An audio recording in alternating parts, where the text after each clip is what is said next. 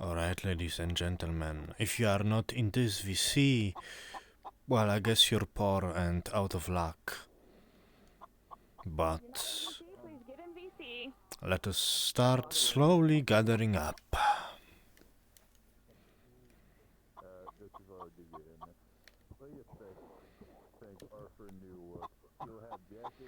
Let's see who's not in this VC. Blackstone, you're still yapping, but you have to come hither.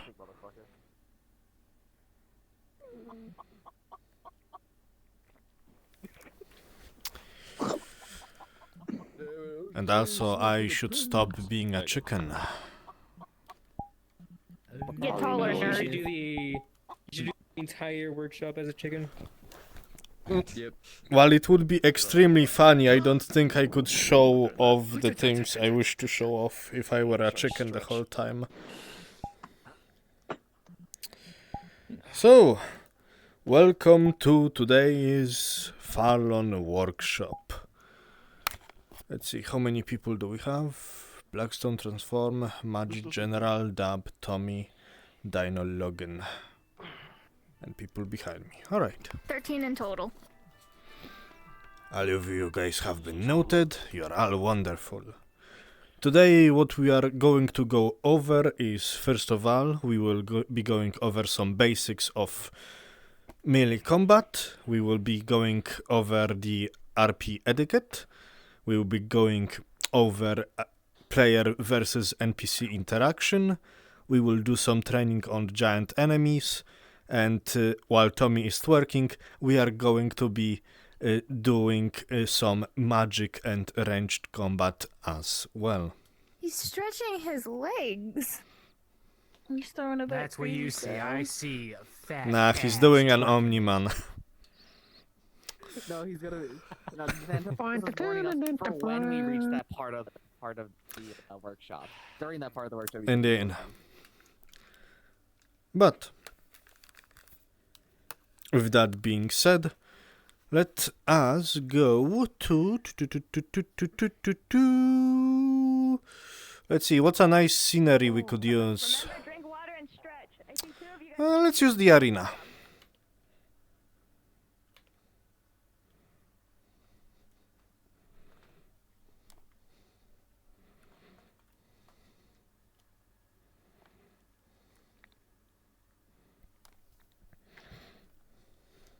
And to get one last funny out of the way, happy April Fools, everyone. If you go into your tools in your radial menu, a new button has been added, in case you haven't seen it before. You can now skip leg day. Oh, yeah, I saw that. It confused the fuck out of me. Hey, yeah, I am from Oh my god, it's a metaverse. Wait, what? What do I do? You pull out your menu and do Open up your gear menu and go to tools, and you can skip leg day. It's above your camera. The world is shutting down. I would have never fucking seen that at all. Friends, hello? Give me a moment, I am having a... dress. I am having a... What's a bad one? We all skipped leg day. I look different if I'm in a different dress. We good. Everybody's done it. I am happy. Actual characters, arsenal. Right now, well, it's probably gonna be gone after April Fools, but this would be a good thing for like ghosts or shit. Oh yeah, But unfortunately, it's probably gonna go away after April 1st. Why my T-pose? Yeah, I mean, I can do that too. I just need to, turn off locomotion, take on my feet, and just kind of put them in the street. Alright. Oh, fuck, okay, looks like I am having a bit of a malfunction with my tracking. Give me a moment. My apologies. Come on, fix yourself. You did, alright. So, first things first, we shall be going over some basics of combat etiquette, the nonos and doodles. So, that being said, I do need a living volunteer. Preferably living. Dab was first, alright. Blonde twink, come to the center. We should at least turn our legs back on. I was very happy that nobody's shit didn't touch now. Alright, so, a bit of a basic thing where it comes to combat etiquette. As all of you guys know, we have big fuck of bricks on our head. That means we are very limited in what we can see, what we can hear, and what we can do. Not all of us suddenly have legs. So when you're fighting someone, it is good that the two people realize that they're fighting each other. So, one of the don'ts that we do around here is we don't do this. Do you see a... Tracking? Hello? Sorry. Do you see a problem with this picture? They have no idea who's attacking them, if at all. Indeed. There's not Now, too much hits. if you do have to attack someone from behind, you usually go, "Whoa!" or just general like sound or anything to get their attention. Now, one of the other things that we don't really do around here is from behind, you're dead.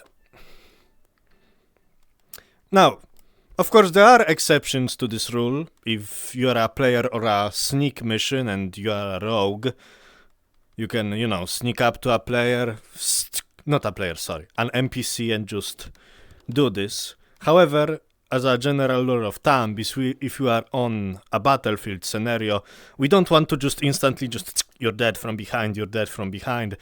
The reason for that being, it's not really fun. At least for the other person.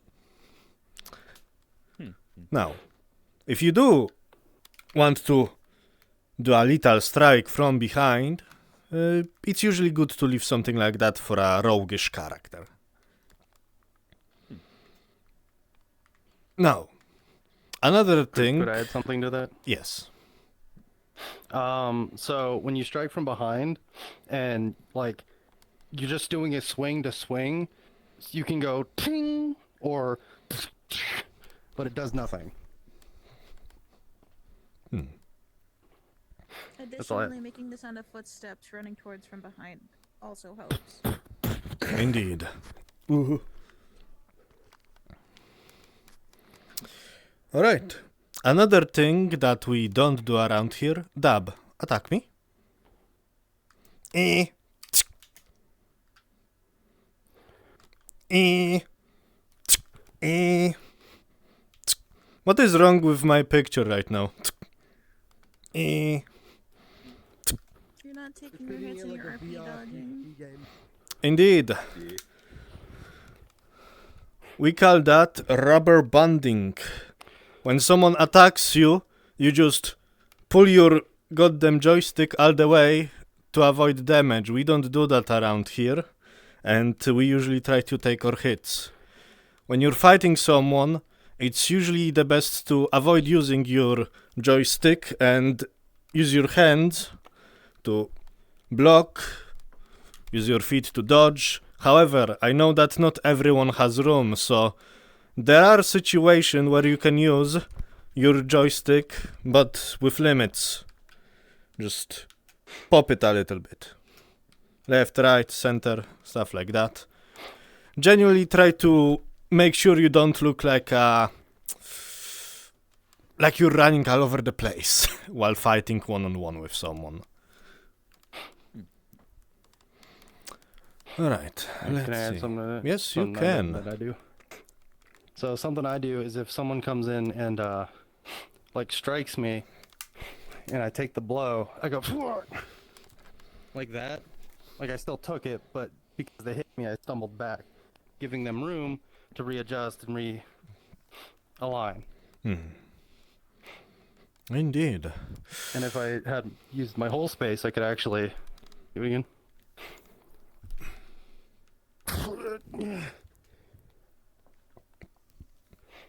Pull back on the joystick. Have it. Alright. Now, let's see. Are there any don'ts that I am forgetting about? Explain RP. Oh, yes. Thank you, Bessa. So, while you're fighting someone, I know that everyone likes to do cool things and special moves. However, when you're fighting an opponent and you go, okay, I'm going to go between your armor.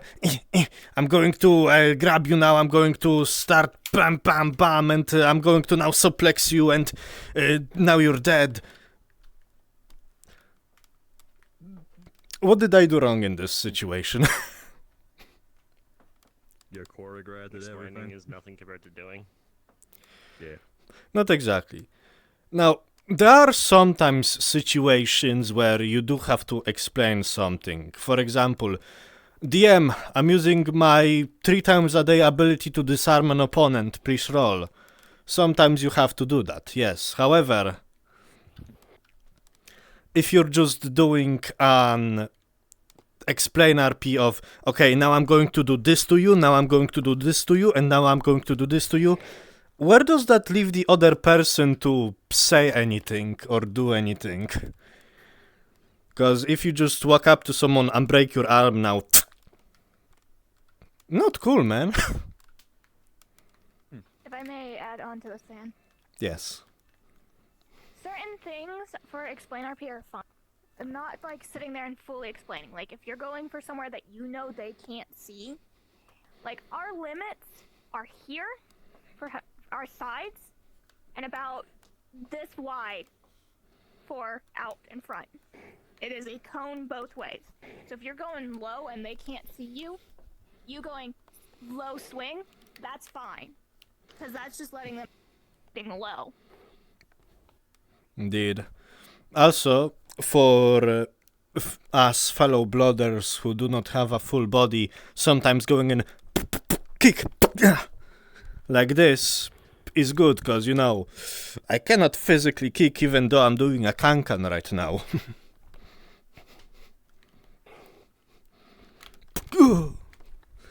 But he can, the bastard. Yes, transform.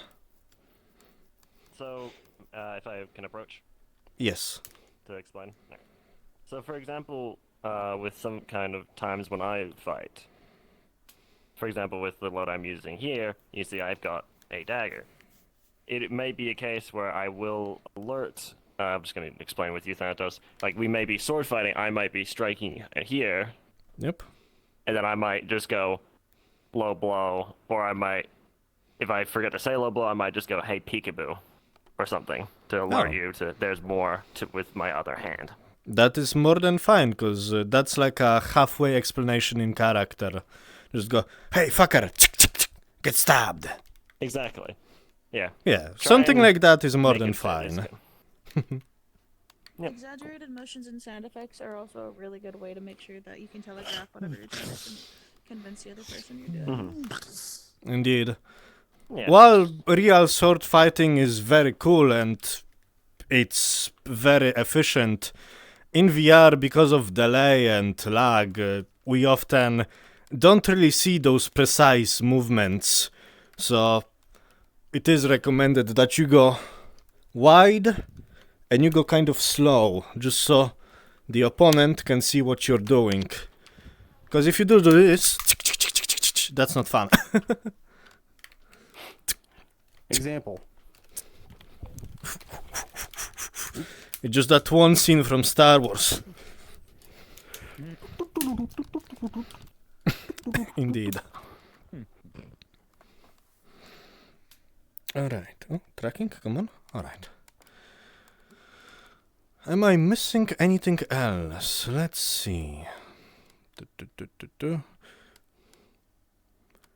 Weapon weight. Weapon weight. Alright. So, at the current moment in time, both me and Dab are using a longsword. Yes? And now he's using a dagger. Alright, we can show that off. As a person with a bigger weapon, of course, I am going to be moving a bit slower. And I'm going to show off that weight. Also, I have a superior reach to him, which means he's in a bit of a disadvantage. However, soon as he closes this distance, ow, he stabs me right in the gut. Alright. But yes, if you are someone who uses a big fuck of weapon, you are supposed to show off the weight of that weapon. Even though in real life, because in real life you are able to swing a big sword fucking fast, but in VR chat roleplay, for the sake of not killing everyone instantly, we are doing it slowly. Now, if I can just very quickly. Even more so for colossal type weapons. Indeed. Yeah. Colossal weapons are more heavier because they tend to There be it almost is. twice the size or even 3 times the size as the person wielding them. They take an extreme amount of strength. Things like Yeah, great it's bigger, swords. move slower. That's Yeah. all there is Pretty to much. it. Like great swords, because they tend to be almost. In actual real life, you can move them this fast. You actually can, from actual people who use them. You can learn to move them that fast. But for VR, slow. You big want to touch on swings. the colossal great Thanatos? Yeah, I will. Setting up for something else. I will find a colossal in a bit, but first I'm going to I show have up. one. Show it off also. Alright, do it. But first of all, daggers! They're cool and very quick. When you're fighting with daggers, you will want to show that off. So this is more of a weapon for people who have body movement in them.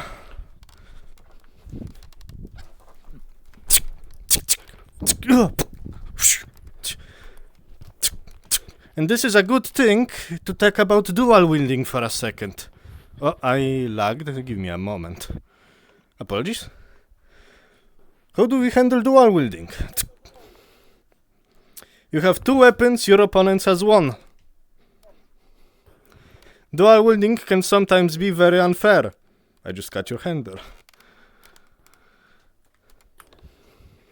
So, how do you think we should handle dual wielding?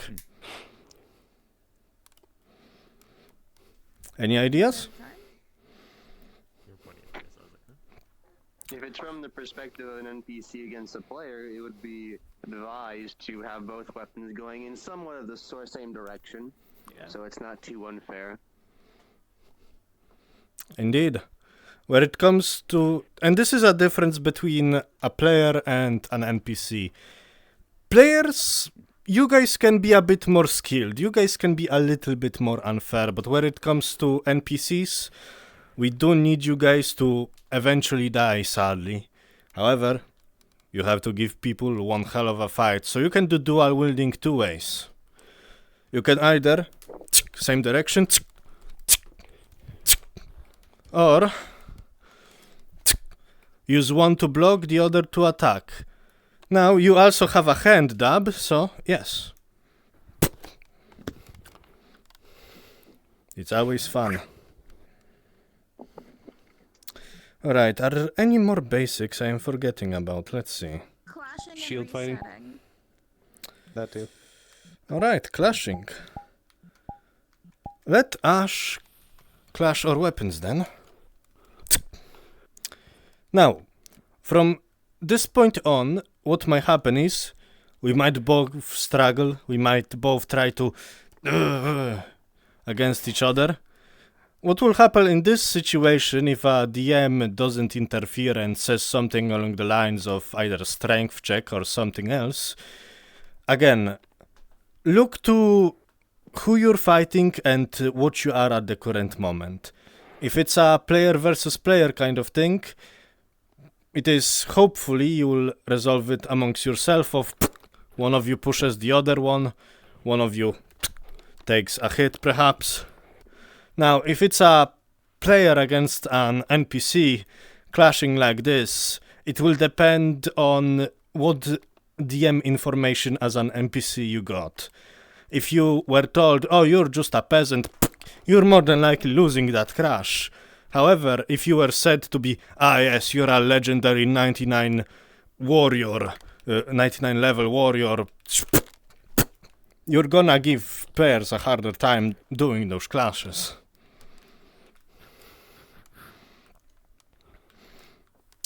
Let's see, what was the thing you said before, Dab? I said shield combat, if you're using a shield. Shield combat, let me grab one real quick.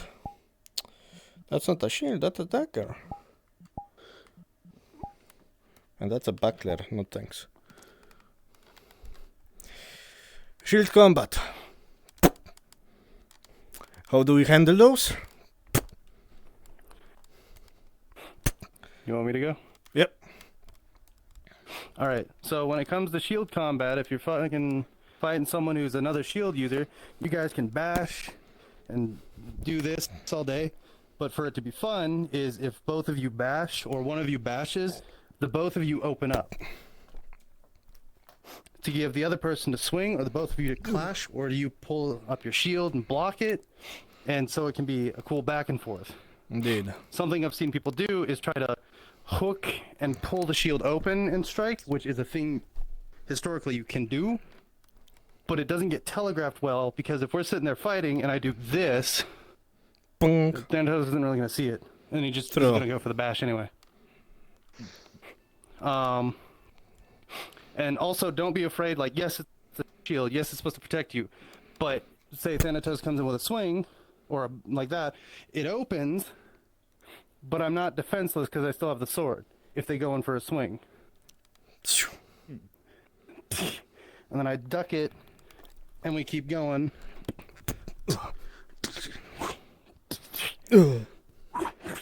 Also, as I showed earlier, a shield is also a weapon. You can absolutely just punch a motherfucker like this. So don't be afraid to do that. Also, one other thing about shields. I know in real life it is realistic to go like this, where your shield is always in front of you. However, when it comes to RP combat, it is good to leave that shield sometimes in the open, just to give another person an opportunity to strike at you. And you may ask, why would I have given a person an opportunity to strike at me? Well, you see, because we are all RARPing. At the end of the day, we are here to have fun and we are here to explore our characters. It's not exactly fun if I RP block, I RP block, I RP block, I RP block and take no damage the whole fight. Sometimes you might have a little bit of a fun just going back and forth, taking hits, bastard. Even if at the end doesn't give you an injury, you can take a small injury here and there yourself, even if it's not counted as one, so to say. Yes, Iron? Can I add a thing towards the lesson about shields? Sure. Even though a shield is solid metal, there's still a squishy arm behind that. So you can hold up as much as it wants, but if a heavy enough strike comes in and the arm's at a wrong angle, that can go very easily. Like with mortarhouse strikes, or flails, or mauls, bludgeoning things, or vibrations down the arm cause it to... Here's a good example. Indeed. Now, unless you're someone like Lady Erebus or Tommy who has a triple advantage to strength, it is not recommended, because what more than likely will happen is a DM will roll for you, and it will not be a blocking roll, it will be a damage roll of how fucked up your arm is at this current moment. So, blocking giant-ass monsters is very much not recommended. You got dodges, blocks, riposts, and attack. Choose which one's fitting and survive. Indeed. And speaking of giant-ass monsters, since I'm already in this avatar, as an NPC, how do we portray giant-ass monsters? So,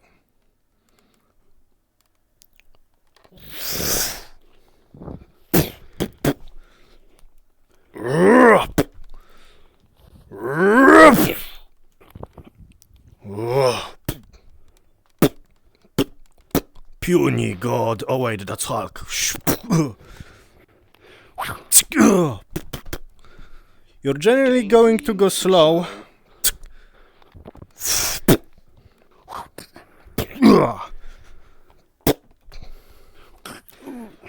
Now, that doesn't mean that every single one of your swings has to be slow. You can still do something like this. A quick jab like that. However, it's not going to have as much power behind it as a big ol' swing. However, where it comes to the general speed you want to go with, you want to be slow enough so other person can see it. And what I recommend is doing a little bit of a small pass right here and seeing how the person reacts. It is usually advised to do that as an NPC. However, if a player takes a hit from that, they take a hit from that.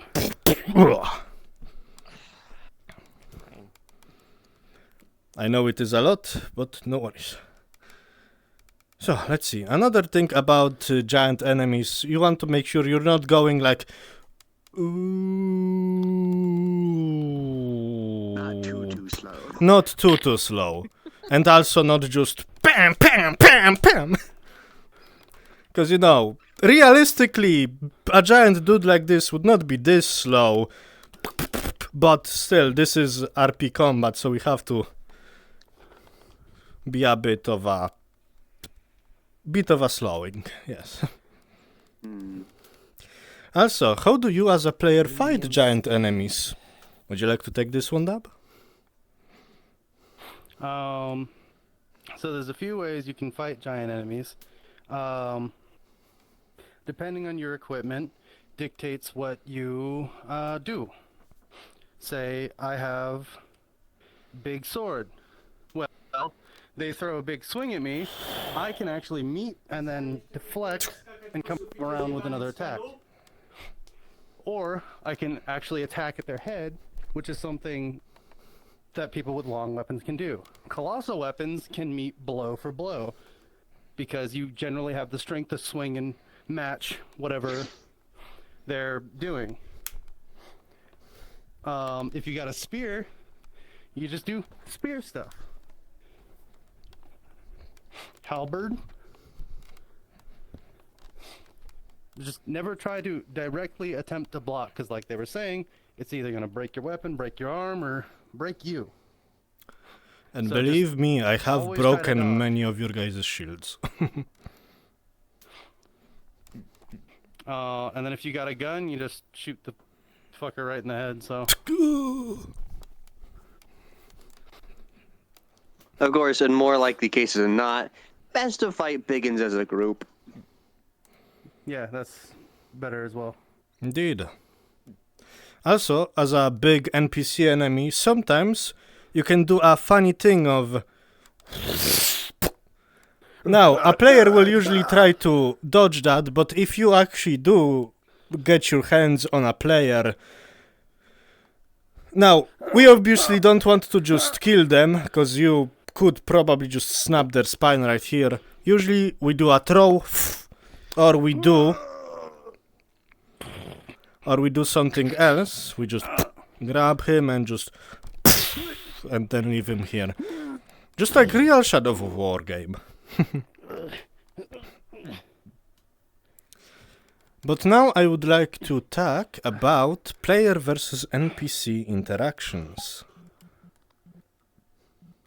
Don't worry, we will get to fighting ourselves soon.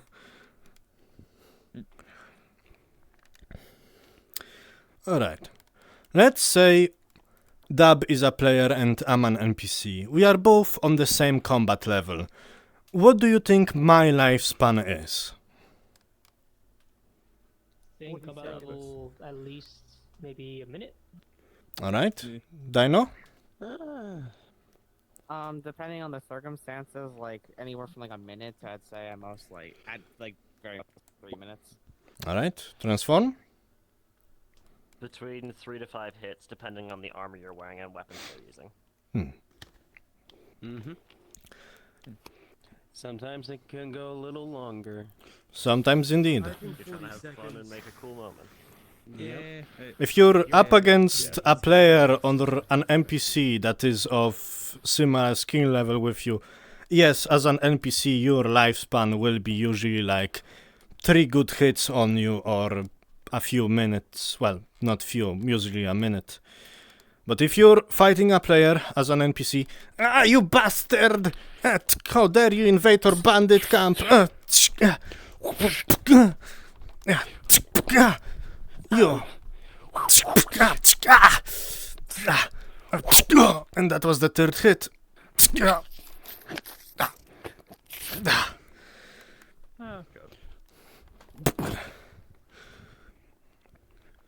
Now, of course, things may change based off circumstances. Let's say a DM says, okay, players are getting a bit cocky, we need to push them back. Oh, you bastard! Then your survivability is better, but still, if a player does something that... Yes, I know, You won't be able to see it for this far. we are getting a bit out of the bounds. Ooh, yeah.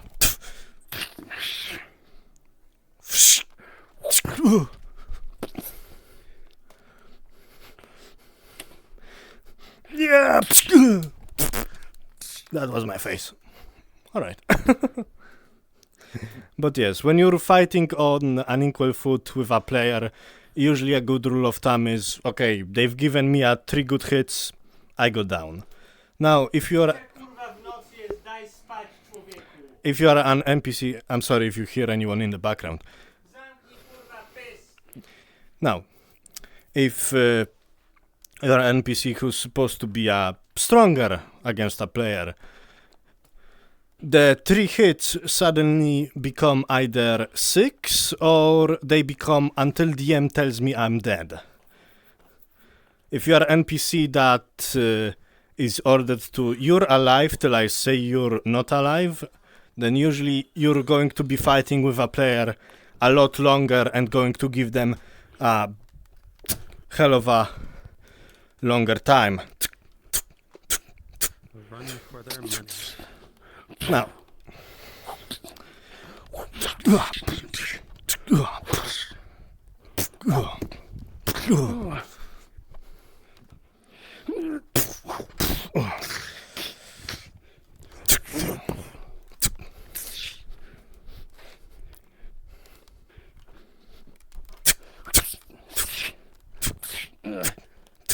All right. Let's see, is there anything else about melee combat that I need to cover? You're supposed to maybe show that you're like better than the player, just like in general. If you're an NPC that's better than a player, like... you are, of course, supposed to show it off. What you can do is either show your skill if you have some, or if a player tries to do something funky, go on, do something funky then. Nice try, weakling. You can sometimes show off.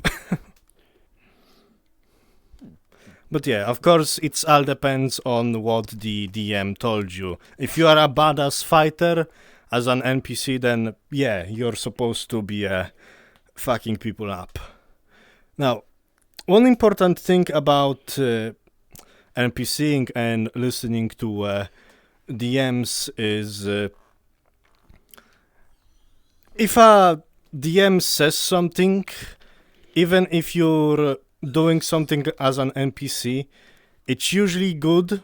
Well, I say usually. It's good to follow the DM's instructions. So, if you're fucking up a player and a DM says, unfortunately, my good NPC with a natural 20, the player that you've been brutalizing kills you right here, right now, you take the hit. You don't fight a DM about it. because it ain't fun for anyone if an NPC coup de grace you. Now, what is a coup de grace? A coup de grace means that... Oh, hey, you're down. Twist, twist, twist. I'm sure you won't need that death roll, right? I'm just gonna cut your head off. Alright, he's dead. Yes, we generally don't try to coup de grace players, so if you're an NPC and if you manage to down a player, it is recommended to let them stay down and you just move out to try to find another player to fight. Bonk. Something that I'd also like to go over, because we forget it a lot, is our injury system. We have minor injuries, we have major injuries, and we have critical injuries. Now, what's the difference between those injuries? Does anyone here know? Indeed. Dino. A minor injury is usually something like a scratch, a bruise, something that you can most of the time kind of just walk off. It will hurt, but it's not threatening. A major injury is something that can affect your combat capabilities, such as a deep cut. It's a lot more worrying, but again, it's not necessarily fatal. A critical injury is like if you got stabbed through the stomach. It needs to be treated, or else you will go into probably a death state. Indeed. You're gonna die, but you'll probably go into a death state. As an example of this, let's say me and Dab are fighting. I'm sorry, I'm using you as a test dummy today, Dab. Anyway. Okay. Me and Dab are fighting, and ADM says, unfortunately, Dab, with a 13 or an 11, you get a minor injury to your thigh. What happens in this situation? Well, he loses a hit point, yes, but his ability to fight or do things is not affected otherwise. So he's still fine to continue combat for the rest of session. He's still fine to do those pirouettes, as it is only a minor wound that can be fixed pretty easily. Now, for a major wound, we are fighting. Unfortunately, Dab, with a 9, this one breaks your wrist. Now, a major wound is a lot more debilitating. Yes. Debilitating. Yes. It's the kind of wound that you need to get fixed after the current round of combat is done. Otherwise, well, you will still continue to fight injured. Someone has to fix your broken wrist, or otherwise you're not going to swing your sword as good. So, yes. Mechanically speaking, if you don't get a major wound treated when you have the chance, you'll be fighting at a disadvantage die stacked on top of any of the bonuses you have. There is a mechanical deficit for not getting healed of a major wound. Indeed, we do have that in our RP systems thingy. Now, to go over critical wounds. We're fighting again, and unfortunately, Dab, you have forgotten to wear your codpiece. And with a natural 1, I stab right through. I am sorry, you're never having children. A critical injury is an injury that... unless you have something special in your character sheet, like for example Alphonse, who goes on a rampage after a critical injury, you're supposed to go down once you get that injury. As it is, well, as I've demonstrated just now, you need treatment almost immediately after getting a critical. A critical injury also means that you're losing an additional hit point. You see, with minor injuries and major, you only lose 1 hit point when that happens. With critical injuries, you immediately lose 2 hit points. Now, you don't get death rolled after you received a critical injury. You only get death rolled after all of your life points are expanded, so... you will still live, but, you know, someone should probably fix that hole around your thing. Otherwise, there might be some implications in character. And that's more or less it. Ah, yes. You may try, May I sure. go over the last tier so people know the mechanics of it? Sure. So I'm sure everyone would like to know it. And so we come to, not to be confused for a critical injury, critical state. When a player is dropped to 0 HP, they are incapacitated and must be healed within 5 minutes. If they are not healed or treatment fails, they will be death rolled. Starting with a 3, by the way, so you know what the stakes are. Unlike minors or majors, if you fail treatment on a critical state, I should mean, then that's bad. Otherwise, we're forgiving for now when it comes to the initial 3 injury trees. The critical state, if you're there, that means you fucked up somehow. Indeed. As an example, Dab is in full plate armor, so he has 6 hit points on him. So, you can survive technically 2 criticals before... Ow! Alright, let's see. Oh yeah, to note... Wait, while you're on the topic, guns. Indeed. Because they specifically do something with armor. Yeah, like. I was planning to show this off when we go over ranged weapons. However, let's say I shoot Mr. Dab right here, right now. Mr. Dab is wearing a full plate of armor. That means he has 6 hit points. Now, what guns do is they take away 2 hit points automatically. Does that mean that they automatically give you a critical wound? No, they just take 2 hit points away from you. If, however, a gun does critical damage, that means that 3 hit points are taken away from you and you need to be healed right fucking now. Now, because guns are considered anti-armor, you cannot defend against them using a thing like a wooden shield. You need a shield specifically made of steel or better material, and even then, it will only take 1 hit point out of you. Oh, I switched hands for some reason. Oh. Instead of 1. Come on, you. I'm struggling. Ugh. So, he's doing better, he only took 1 hit point. And that's with steel shields, you said, right? Indeed, you need a shield of a steel tier or better in order to block a gun. So, something like this round shield right here, you see this bad boy is made out of wood. Wood is not good against guns.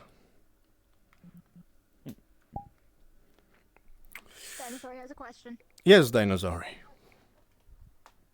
Also, has only popped up like once or twice. But what happens if somebody uses a like magical shield, for example, against the gun? Does that still apply, or does a magical shield actually block a bullet? So, magics I believe it depends on the level of the person, doesn't it? yes, Like, magics the are level of magic. very complicated thing to implement. However, if you are an apprentice mage, the lowest tier of mage we have, and you use a shield to block a bullet, it will work the same as a wooden one. Only if you're an adept or better will it count towards the same type of tier as a steel shield. It is a bit of a complicated thing because we do have to keep in mind, okay, who's this person doing magic and what are their level, but we manage. Isn't apprentice the second level? It's novice, No. adept. Oh, right. I thought it was novice, apprentice. and Novice adept. apprentice. So yeah, novice apprentice are still considered wooden shields, and adept and upwards are Gotcha. considered steel or above. If you're an expert mage, you will block a bullet fully, but that's with a good roll. And since we are on the topic of ranged and ranged combat, what am I doing with my gun? If I go over here and Mr. Dab stays looking at Miss Anime over there. Now, what's wrong with this picture exactly? Same problem with hitting him in the back. Indeed, it is the same problem with hitting them in the back. Now, thankfully, Moosman is a genius and he thought to give us a big boom and a giant smoke screen, but even like this, Dab cannot really tell who am I shooting at. I could be shooting at Anime or Tommy, for example, and he wouldn't know. When you're trying to shoot at another player or an NPC, I know it's a pain in the ass, but usually it's good if you are shooting at someone who's unaware of you. You just need to call a DM, because otherwise the other person will not see it. Yeah, it's the same with distance. If you're up on a hill or something and you shoot at someone, no one can tell who you're shooting at. So that's when us DMs come in and it's like, hey, who are you shooting at? And you tell us who, and we'll just go over and be like, alright, you've been shot at. Sadly, the technology is just not there, so for a very long-ranged combat, it's usually up to DM rolls. However, if you're like this... Oh, you fucker in armor, you fucking elf twink. I put my weapon away by accident, give me a sec. Fuck. Come on, I wish to reload. Why am I struggling so much? Don't worry. He can clearly tell that I am looking specifically at him and not at Amdi over there. So yes, even if you are doing ranged combat with a ranged weapon, you have to get a little bit close to your enemy in order for that said enemy to know that they are being shot at. It's the same with bows, it's the same with crossbows and guns.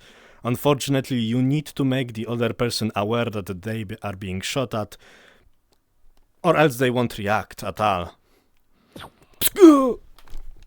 My heart. Now, what exactly do we do in a situation like this?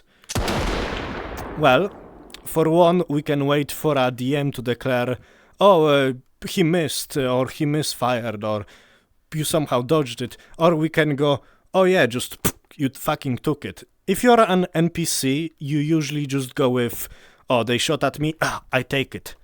If you're a player, you can go with, you know, I take it, or you can desperately search for a DM all around you. Pull a Wesker. Just the normal. I'll just pull a Wesker and be like, That's what I was gonna say. Is you pull up the gun and you fire, and I just. ah yes, the Torel move. If DMs are absolutely busy, Yeah. just track if you actually got hit or not, and then at the end be like, hey DM, I thought I got hit by this. Now, for this net... A lot of this is trust-based and honesty.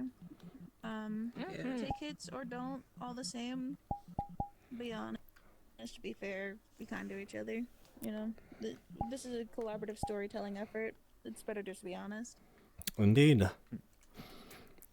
Now, I'm going to talk a little bit about magic. So, Dinosaur? where it comes to... Yes, Dino? Sorry, didn't notice you. Sorry, there was one more thing which I thought should be mentioned about the range stuff, which is reload times. Because there has been times that people have Indeed. forgotten that. So, in Shall I our... rattle? Yes. Go ahead, Pancake. Bows are 5 seconds. They're the fastest thing you're able to reload. Crossbows are 20 seconds. Pistols are 25 seconds. Muskets are 30. Heavy crossbows are also 30, but they're the only bolt weapon that can also do 2 HP. But they could be possibly blocked by any type of shield. A blunderbuss is 40 seconds because they do 3 HP. And here's the biggest one, which people should be aware of.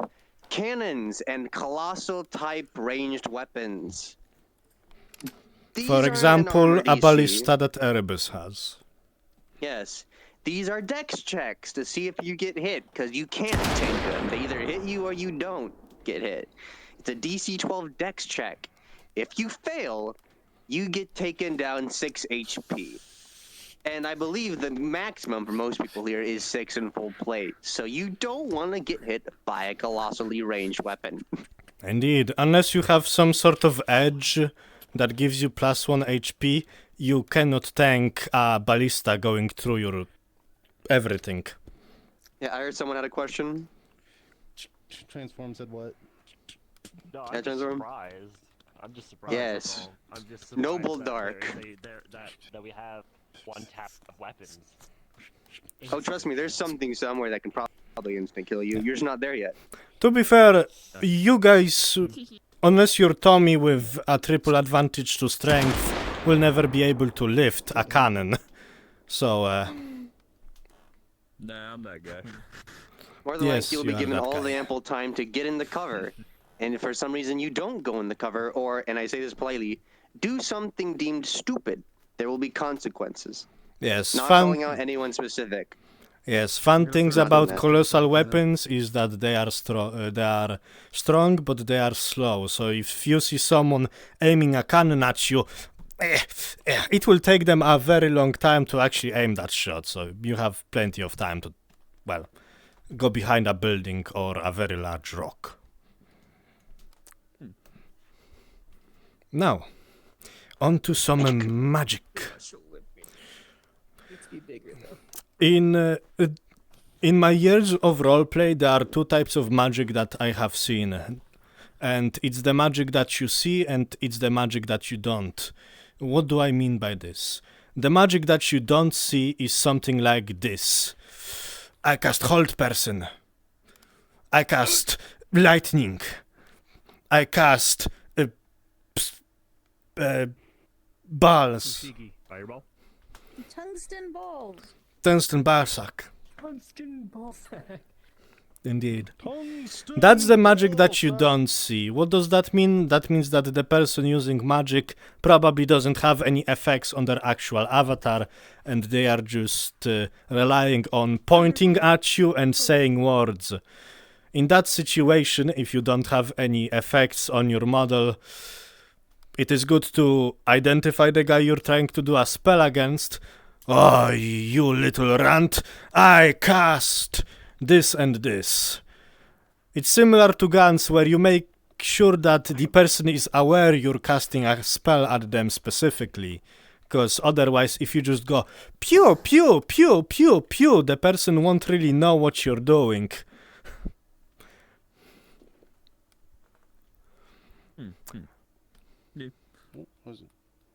I believe it's Fonterpinger. And that's the other magic, and that's the other kind of magic, the magic that you can see. As an example, Alakablam! This is the kind of magic where a person actually has effects on their model, and of course, if they are casting a spell on you, yes, transform? Actually, I can wait, because there was something a range question I had. Understood. So, if you see a big ball of magic, or a lightning bolt, or just a stream of fire coming at you, you are of course supposed to act accordingly. Oh fuck, I'm on fire, I need to roll around. Oh fuck, zzz, zap, zap, zap. Now, there is of course question of how do I defend against magic and how many hit points is magic going to take away from me. Now, as a mage, you of course have your spell slots. And the higher up the ladder of magic you go, the more spell slots you have and the more powerful spells you can cast. It is not said in the magic document, but I will probably add that later. When it comes to basic spell, like I cast flamethrower or I cast lightning, it's usually going to take away 1 hit point from a person if they take the hit or the DM tells them, oh, you took the hit. However, You mages can do something kind of funny even at lower levels and be like, DM, I would like to use 3 of my spell slots to cast this specific damaging spell on them. Upcasting. Woo! Upcasting. What does that mean? Well, that means your fireball, your stream of lightning, suddenly becomes a lot more powerful. Now, we don't exactly have it written yet, I do apologize, but depending on how many spell slots you sacrifice, the higher the, of course, damage will be of that specific spell. So, yes, Dab. Would that up the chance for it to be able to hit? Because what if you spend all of those spells and then fucking it whiffs? Yes. Can I iterate on this? Yes, you can. So, this is a lot of discretion not fully set in the document. You can surely attempt to do things of higher variety, but your level will be accounted for. It will either make the DC more harder or more easier. It's not a thing of you can, it's how hard will it be. And even then, you might need like a natural 20 for certain things. At most, the average player might reach Adept or Apprentice, which is 5 spell slots.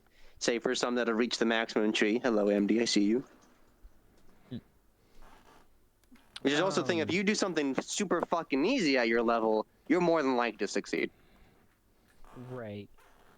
What if, in the cases such as myself, what if you're at, say, like a beginner or adept, and you decide you want to try something that is above your pay grade, but would using multiple spell slots for that make that DC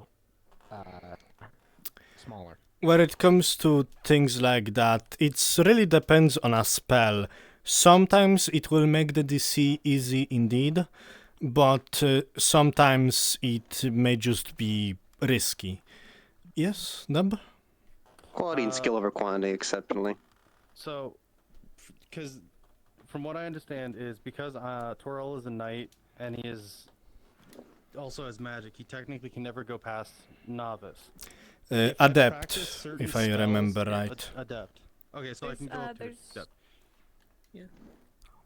But that means I can't ever go to vet knight. That makes sense.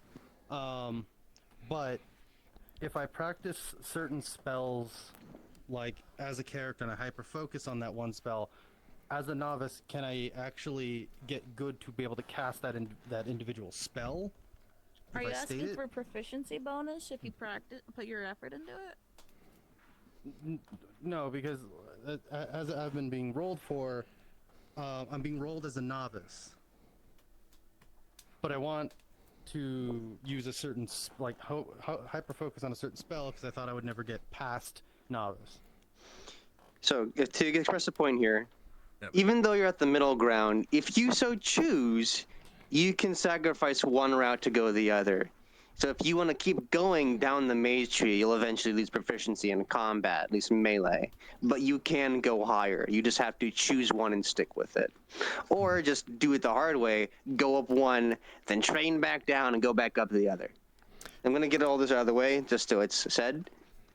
Magic against a mundane person automatically at advantage. It's like the combat system, but for magic. If you do something against someone who doesn't have magic, advantage. Someone with the same level of magic, flat. And if you try something on someone who's better at magic than you, you'll learn very quickly. You're on the back foot. And if it's like a huge gap, DM discretion how bad that is for you backlash-wise. But it's simplified. As a reminder, the level of competency is incapable, novice, apprentice, adept, expert, and master. Master is DM lock. Indeed. So keep that in mind. God forbid there's a magical force of nature. Oh, there already is one. Anyway, so, to go back to your point, Dab, if you want to hyper-focus on a spell, what I would perhaps recommend, as we don't exactly have a proficiency bonus or anything like that for when it comes to magic, even if you focus on a singular spell, it would probably be rolled the same all the time. And this is a fun thing where if you want, you can sacrifice one of your current edges to get an advantage in that specific spell. As an example, Kraja, he has an advantage in blood magic specifically and only blood magic. So if he tries to cast a fireball, he's not gonna get anything from that edge. However, if he tries to do a blood ritual, he does have an advantage from it, on top of his bonus from being whatever level mage he is. So if you want to hyper focus on, let's say, hold person spell, you can sacrifice either one of your minor edges, or hell, you can go all in on it and sacrifice your major edge slot just so you can be a hold person guy. That is something that's possible, as at the current moment we don't really have proficiency bonuses for doing a specific spell over and over and over again.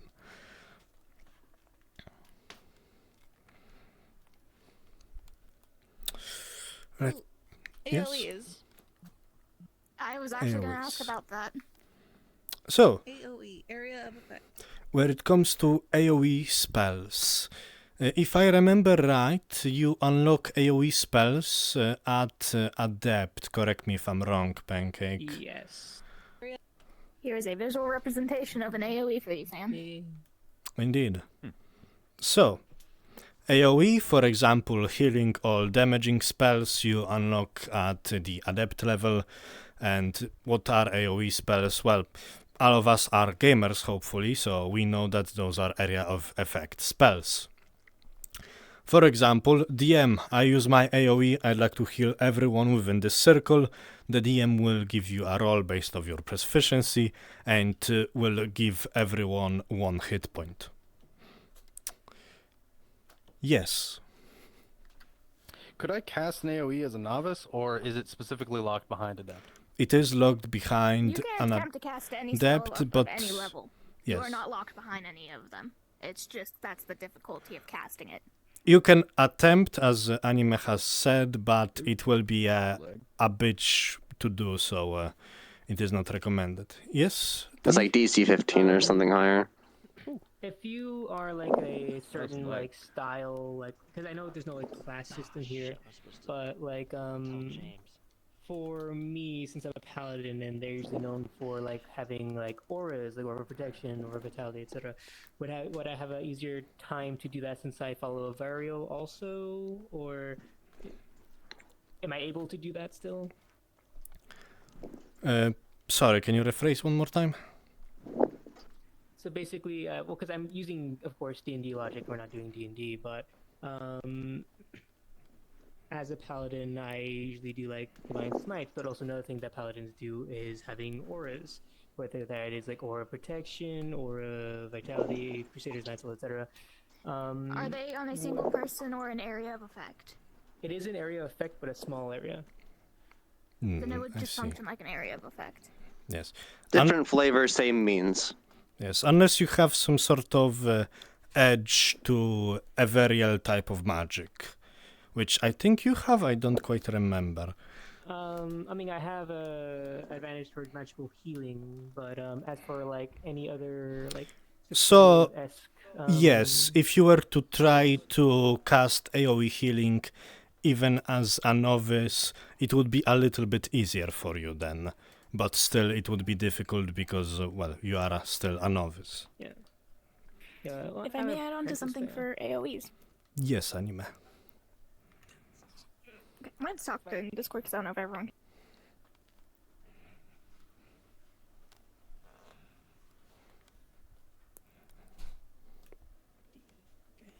Also, on the topic of AoEs, because I know this was something that was confusing on one days. They are not discriminatory. You can't choose who's going to get affected by it. So, like, for an example of this, if it's healing, it's even going to heal my enemies if it's inside of it. If it's something for harming, it will harm my allies if it's in it, if they are in it. You cannot pick and choose who it affects because it is just an area. Like on the Richtown mission, it even healed Ryzen. with an area of effect. It does not matter if they are friend or foe. If they're in the area, they're getting affected, be that good or bad. So keep that in mind, magic casters. Would you then argue that specific types of spells? I'm sorry, Dub, I didn't see your hand.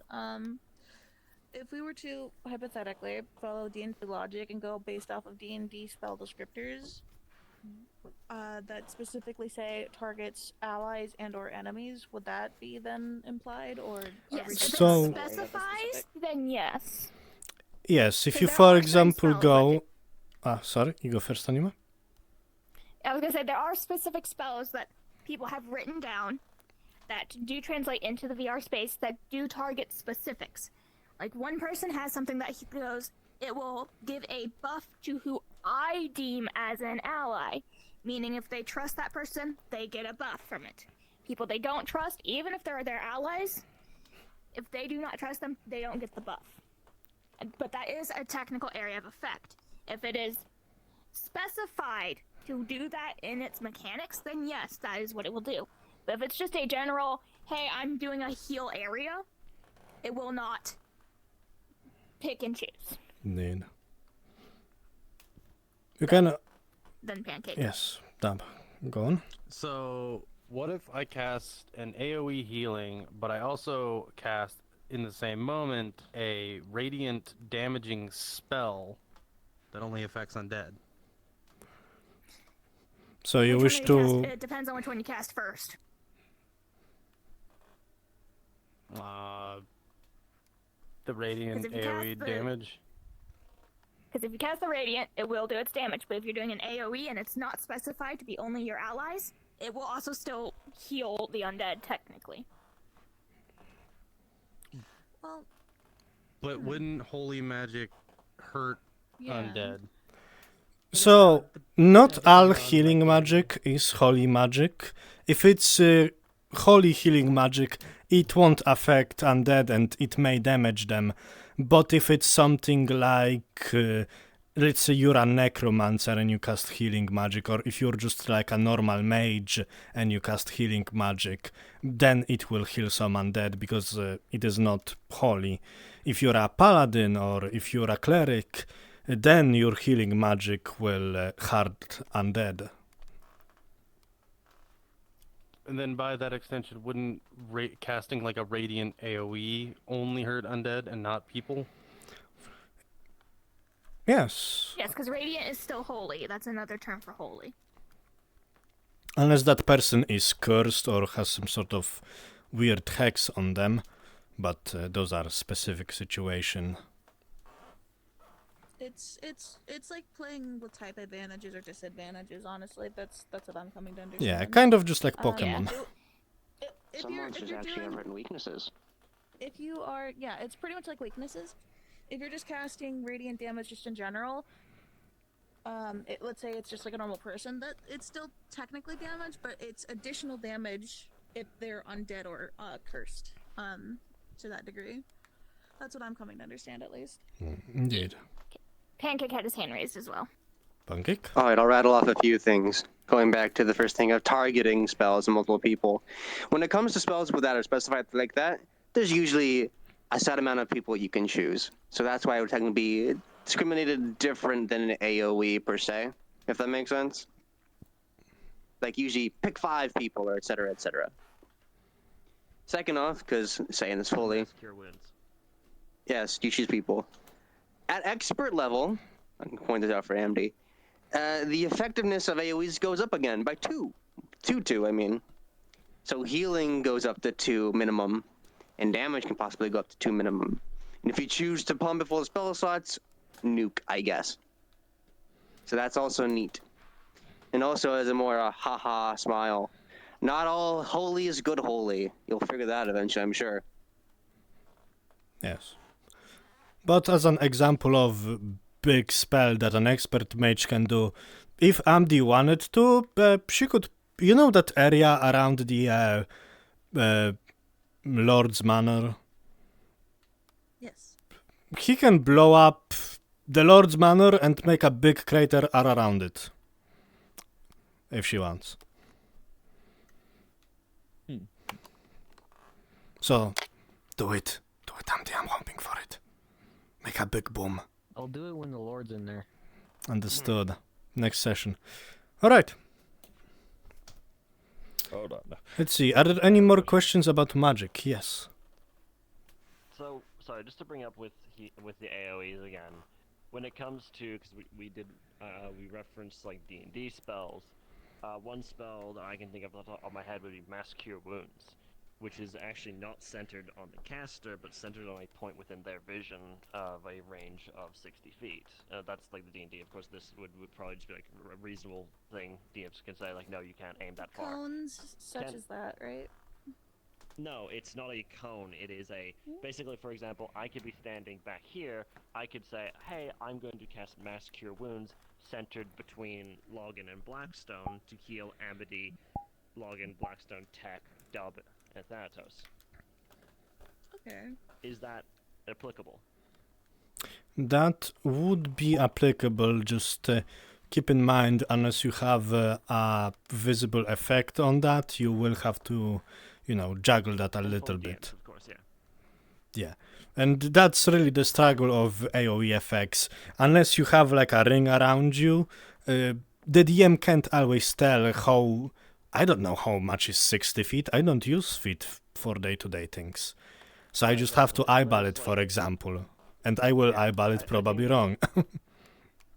When it comes to spells based off of D&D, we can't really use like the feet system, or like the measurement systems they use, unless someone's willing to go, alright, let's see, hold on, let me just count that really quick. 1 and 2 and 3. It doesn't work. Well, what I usually do if someone casts an AoE, I say... around here is close enough, they probably are in this AoE. Yeah, it's better just to call it as you see it, from a DM point. Indeed. Are there any more questions about magic, ranged combat, or melee combat before we go into practical applications? Yes, Transform. They're more like... Sorry, Bessa, do you want to That's on me go for not first? raising my hand. You, No. you I start. didn't raise my hand. I didn't follow the rules. You go ahead. Okay, I wanted to ask about interruption when it comes to magic and ranged. Range more so in the case of reloading. If it is a case of I have just fired a shot, I'm using a rifle, I have a 30-second... Oh, you got something you want to add, or is that just stretching? Okay. Go first. Go on. I now need to reload that in that 30 seconds. If, say, someone was to charge me, I can, from stopping and having to, reload the rifle and do all the hand movements to keep it in. Yeah, exactly. It's like it's thrown away from me. So, if I am able to retrieve said rifle and then continue the reload, say I'm 8 seconds in, I still have 22 seconds of reloading. Do I restart at that 8-second mark, or do I go back to the it's the same for spells and guns.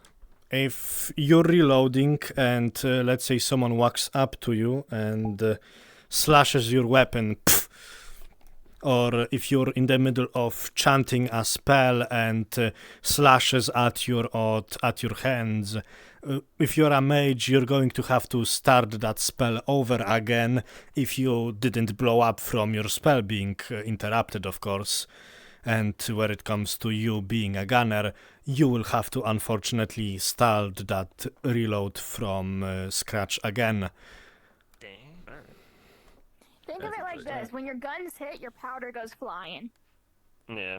Actually, no. Yeah, because you have to pack that thing in, and if you rattle it, it will just... Yes, Dab. Two things. Special ammunition for weapons, bows, and all that. But what I do as Terrell is I'll be sitting there fucking reloading my pistol, and if something comes my way, I'm immediately going to try and run away or try to dodge it and reload still. Yeah, you need to get distance, pretty much, is what you want to do when you're a ranger. You don't want to We learned the hard way, using a pistol in melee. Skirmisher. Yeah, you don't want to be a skirmisher. Also, I have a thing for interrupting magic. Actually, I have a thing for that. What was Hold on, that? that's another part, and then Blackstone had a question as well. Yep. Sorry. Dab first, Blackstone later. I was asking special ammunition types for bows, crossbows, and guns. Where it comes to special ammunition for crossbows, guns, and stuff like that. When it comes to bows, you can, of course, experiment as you will when it comes to bows and crossbows. We, of course, have a whole document about our special ores that we have, current tide, mithril, stuff like that. And, of course, if you have an arrow and the arrowhead is made out of mithril, it will punch harder, it will do more damage than a normal arrow or, a bolt. And if it has any special properties to it, let's say we do have a player who's an engineer and he engineers a explosive bolt on your crossbow, it will of course have that explosive effect on it. When it comes to guns, for example, no one has yet made anything like special ammunition from a gun, so if you guys want to invent that, you're free to try, as guns are pretty new in this universe. Yes? What about the orichalcum shot? Oh, right. Orichalcum is the one exception, as it is a very soft metal, so it won't actually explode the gun. Okay, Blackstone had a question. Yes, Blackstone. Right, this is a meme question, but also a question that probably needs to be said. What are pikes essentially? Are they kind of medium in between range and melee? Like I know Pikes they're a are melee a cavalry weapon. weapon. They're usually used to kind of bridge the gaps to allow others to do things. You're not gonna find them commonly on the battlefield, and if there are one, they tend to be in the back, so it's counted as melee, but it's a long melee. Okay, so they're pretty much a mix between a lance and a spear then. It's like a really long spear. Yeah. As an example, if you have a pike and you don't have any of your buddies around you with pike, you're out of place, because pikes are used in a formation. They are used to, for one, stop cavalry, and for two, keep the other pikes away from you. Because if I demonstrate it like this, if Pancake, that's Pancake, right? That's Pancake. If Pancake bats away my pike like this, he can very quickly go in for a strike, and I'm forced to just bat him away with a long stick. You of course can get lucky and impale a fucker with a pike, which is pretty deadly, but generally if you want to fight with a pike, you do it in a formation. So if you find like 3 other players to be pikemen with you, you could potentially be a deadly force, but all alone, a pike is a very difficult thing to use. That's why people usually bring backups. Because in that case, one left. Oh god, no. Because you would generally do this if you saw like cavalry coming your way. You would just. Indeed. Yeah. All right. One last thing, I'll let go. Can we use these as back banners then? Because there's yes. a banner option. Okay. If you... If it's like, hey, we need people with banners, then you'll use it with the banners. Yeah, if you're like NPC that's part of a faction, you can use it as a banner of your faction. In fact, banners were a big thing in medieval times. Taking away your opponent's banner was a sign of, that was something that was celebrated. So don't mind if people target you specifically if you hold a banner. Oh yeah, honestly, my thing is literally just samurai back banners, just like this, essentially. Noted. Yeah. Right, yes, thank you so much Dino. for interrupting magic. All right, first Pancake, then Dino. So, funny thing, if anyone looks in RP system, there's an alternate magical training thing. Nobody's done it because nobody's found the right people to ask, but there is a way that you can learn how to deal with magic and not be magic. That might count against fighting someone who's magical, and might even give you an action to interrupt mid-cast as your own action. There's some experimentation here. You just gotta go out and find it. Like I said, it's an RP in systems. the most recent thing in it. That's my little thing, Dino. Dino. I was just gonna mention with the banner thingy, it also helps having colors displayed because, like in real life, if you know what color your friends are, you know what color the enemies are, and it's less confusing when you're actually fighting.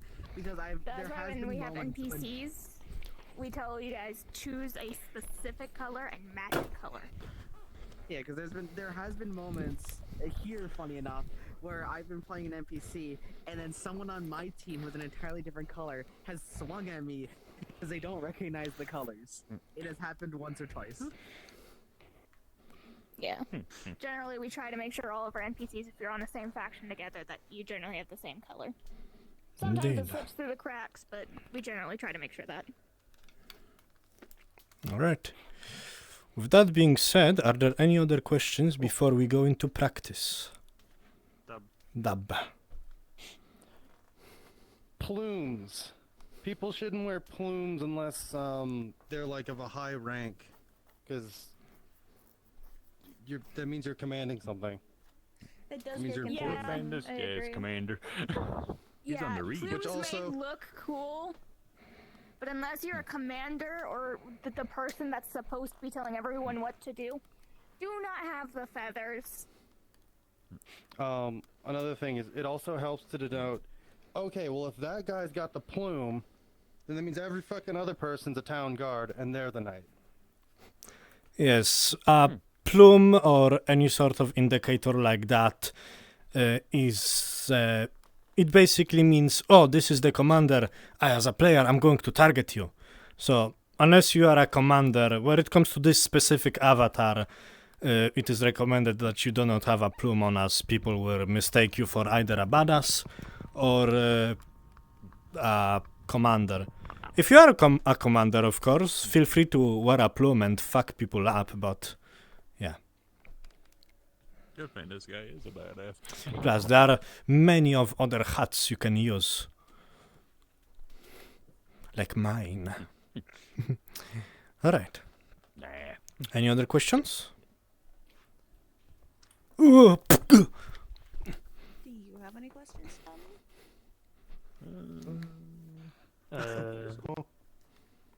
No. Okay.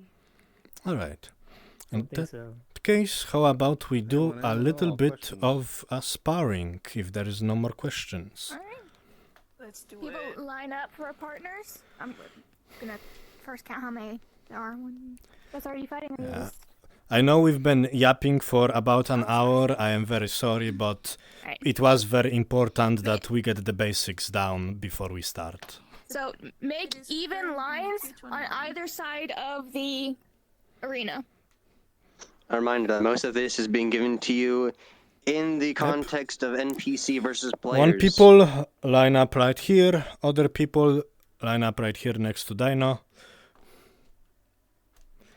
Of course, if you cannot, then don't worry, we won't hold it against you. Not really. You want to sit out? Is Logan alive? I think we had two people Hey, pass out. Logan, you there? Understood. I think Logan has indeed passed out. He's Australian. I'm not sure what time it is for you guys, but I think it is late or early. That's good. We can practice with. I think it's really early for Australians though. Holy shit. Alright, we have Bessa, we have Tommy, and we have Dino here, and we have Transform here. Over here we have Blackstone, Dab, looks like Amli's in on the fighting as well. I 1, think I might 2, keep the 3, background on 4. Nathaniel. 1, 2, 3. Let's I see. can't fight. Hey, Tech! Yes, you furry son of a gun. Join in on this side, because we need equal numbers. I could fight two people or something. Who knows? I'm tempted to Yeah, get a into good the thing Rock to do Knight. for these yes, we have lower numbers, but you can still kind of get lost on who you're trying to fight. Walk forward, physically touch your weapon with who you're fighting. Yes, Dab, what's your question? If you're using a shield, don't use something like this, that, or anything other than an arming sword or a long sword. Those are heavy as fuck and are two-handed weapons. Like, Yeah, fuck it, this is Like just a everything. gauntlet, but AMD, if you can, for it to be fair for model things, be in stormtroopers, please and thank you. You can call me if you want. there isn't exactly many other small weapons to use with the shield. You can use one-handed weapons, Go to the Dino. two-handed section. Go to the one-handed section. Well, yeah, but I have a dagger as the other one-handed one. Just Okay, that would switch be- it. Does this one work? Yeah, just don't use No. the dagger. Well, in one-handed, there's the- multiple files. There's swords. Yes, there are maces in the one-handed section. I'll just use a longsword then. The 1-2 buckle There's- me shoes. That's better. Yes. There's main hand and then there's also offhand. so Try keep something that in different, mind. Amity. Indeed, there are two different offhand options, and you can switch hands between them as well. So, Okay. with that being said, for the rules of this small bout, all of you guys are on the same strength level. All of you are town guards for this small demonstration. So, with that being said, the goal for today is, for this round, you guys will be just fighting each other to show off your skill. The next round we will do something a little bit different, but this one, it will be just fighting till the other person decides, okay, you got me. So, with that being said, in 3, in 2, and in 1, you guys may begin, and DMs, you guys will be looking at how people are fighting.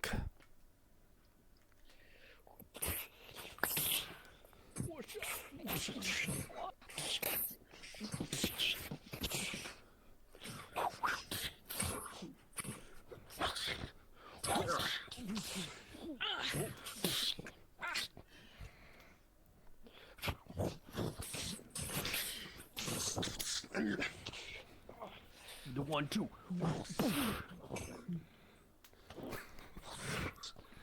God damn you, Tech. I need to move a bit. Okay.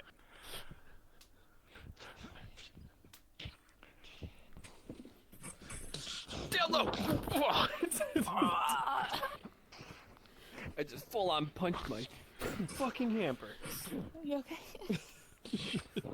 I'm still getting used to my surroundings. Let me know when you're ready. You take lead. More than one. A reminder for our lovely fighters here: if you're getting too close to the edge, do a nice blow and do a reset back to the middle. Practice what you've learned.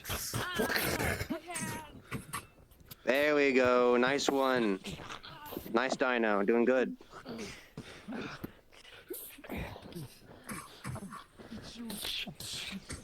Alright, Tommy, Blackstone, you guys are doing good.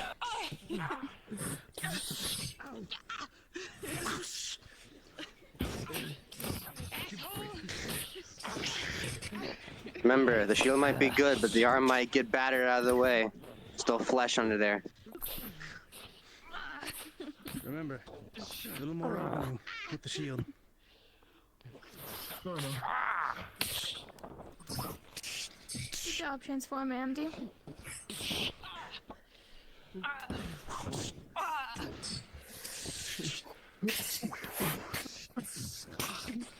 Use a mental visualization. Imagine the person you're fighting is a player, and then everybody do that. Making sure to give them all the openings they can to have cool moments. What I would recommend for you, Bessa, is if you cannot do more movement, I'd recommend using your joystick for little bit flashes of here and there. However, if you're limited by movement, do not worry. We work with what we have.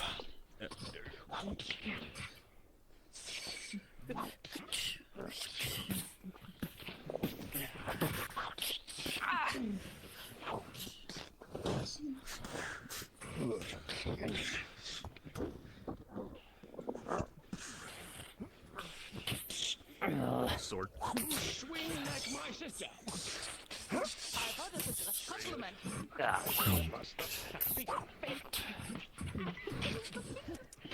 And a reminder, we don't want the I stab you and I stab you till we're both dead.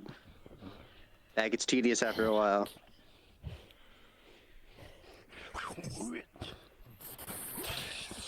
feel like you've been knocked out of guard and you're hit, fake it. There's no harm, no foul. You'll come back anyways. Shield users, your shields can also be used as weapons. Everyone forgets that a shield can actually kill a person. You know how to use it. And a fist and full plate is awful. Especially if the opponent doesn't have armor on somewhere.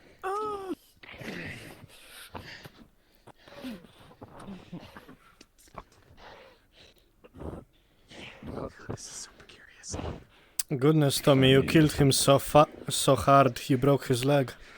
Oh my god. Yeah, I don't know what the fuck's going on with my leg. Don't worry, I got a healing arrow. What's up? Don't worry, I got you, Blackstone. Healing arrow. Kitchen gun. Alright. That was a good first bout. I saw good definitive winners for most of you. Good job. Back to your positions, ladies and gentlemen. Back to your positions. So, before we start the next set of rounds and next set of rules, does anyone have any questions, comments, or perhaps advice for the other person? I'm good, dude. Yes, Bessa. You do a fantastic job. So this is just some general advice. If you need a comment, would be a good time to tell whether or not you're going to win the engagement, or is that purely up to discretion? So, what's a good time to tell if you're about to win or lose an engagement? If it's a player-to-player, it's usually a feel for it. You usually, Amdi, if I may,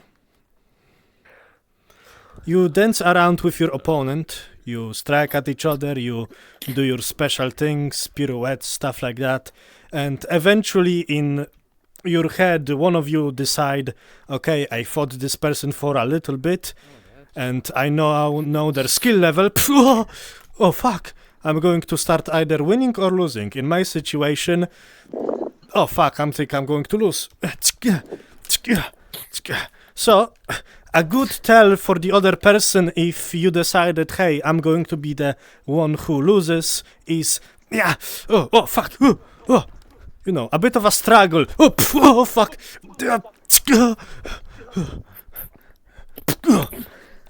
Generally show off that you're struggling against the person and then take the final hit.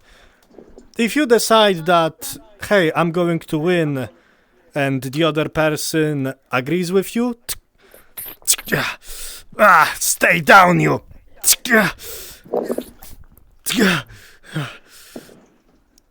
Now, this is something that is a bit on the intuitive side. Generally, it requires a lot of trust between one another, since we are not verbally saying, hey, I'm going to win, you're going to lose. We are doing that through motions, through the way that we fight.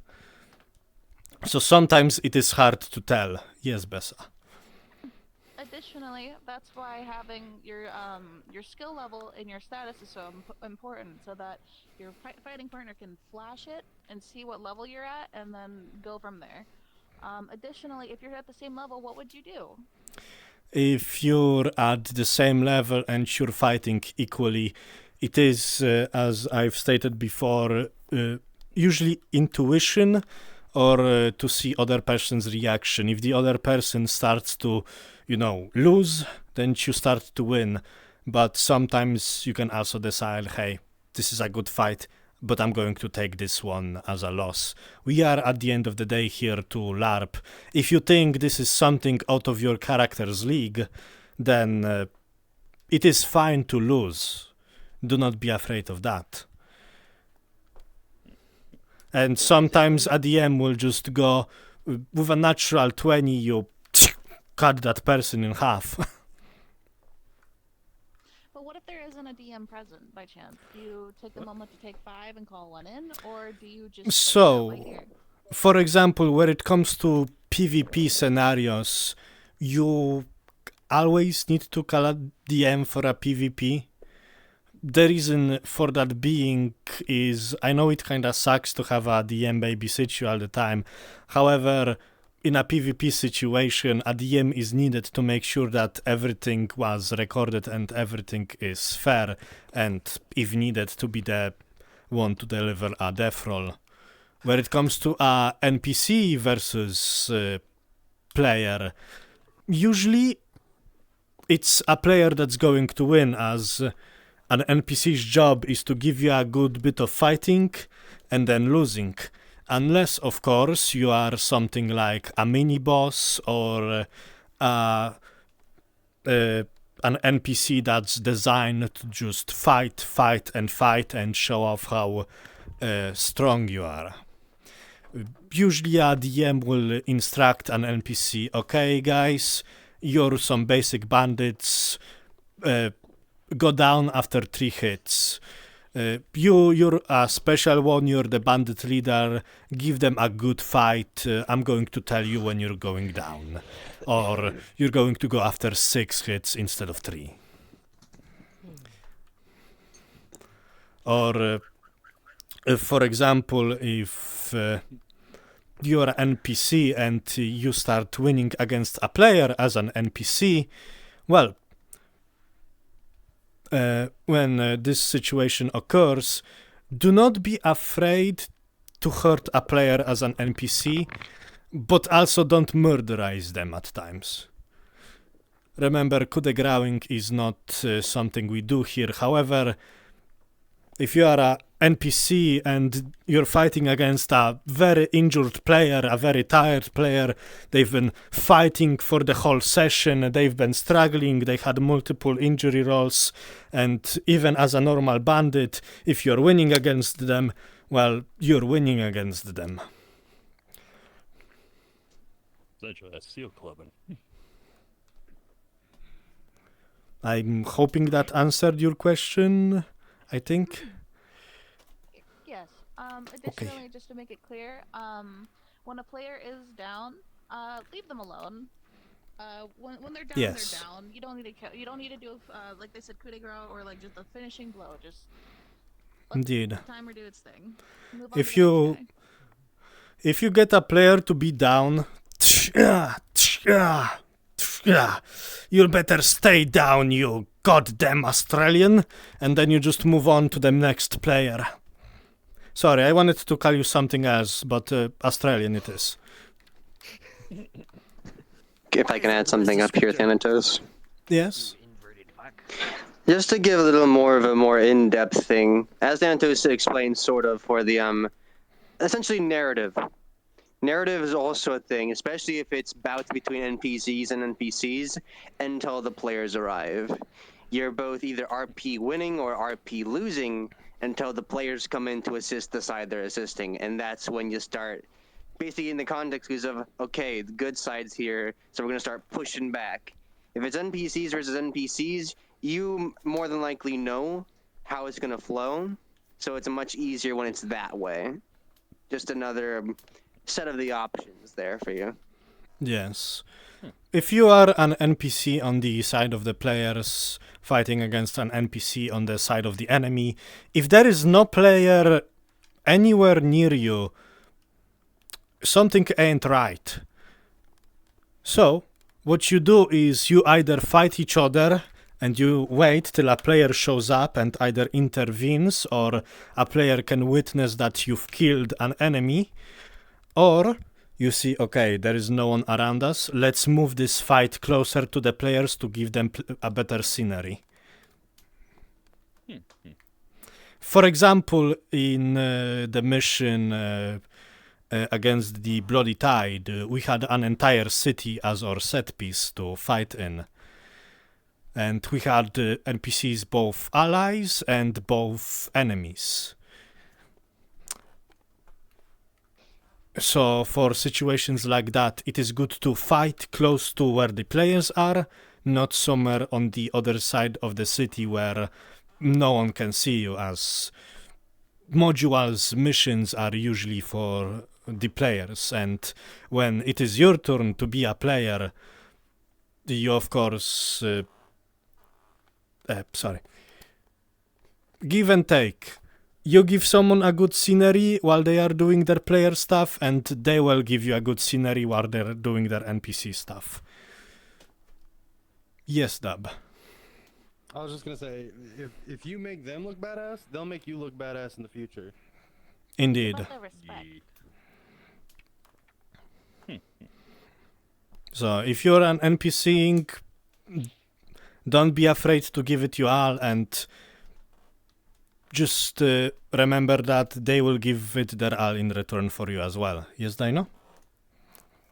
On top of kind of what Dub said, eventually, this has happened to me a few times. Eventually, you will get a flow for how another person fights, and they will get a flow on you, and then you can have even more cool moments. I would recommend that when you're actually fighting somebody, just pay a little extra attention to how they fight, because then you can pick up on what they do and better fight them as an NPC to make a better fight scene. Additionally, if you see somebody who's new to roleplay just as a whole, please, please, please go at their pace, because they're new to this and it's overwhelming. So, be a friend. Whether you're new or old, try to be accommodating on both ends, whether it's you or the other person. It's good to keep in mind the limits of everybody around you. Indeed. Including yourself. If I can give an example of this, why is my tracking fucking up? Oh, sorry. Let's say I'm a newbie, I'm a new player, and I'm going to fight Amdi. Amdi is an experienced fighter. They've been in roleplay scene for years at this point, and I'm a fresh baby, just bought my first VR headset, and I'm going to start swing.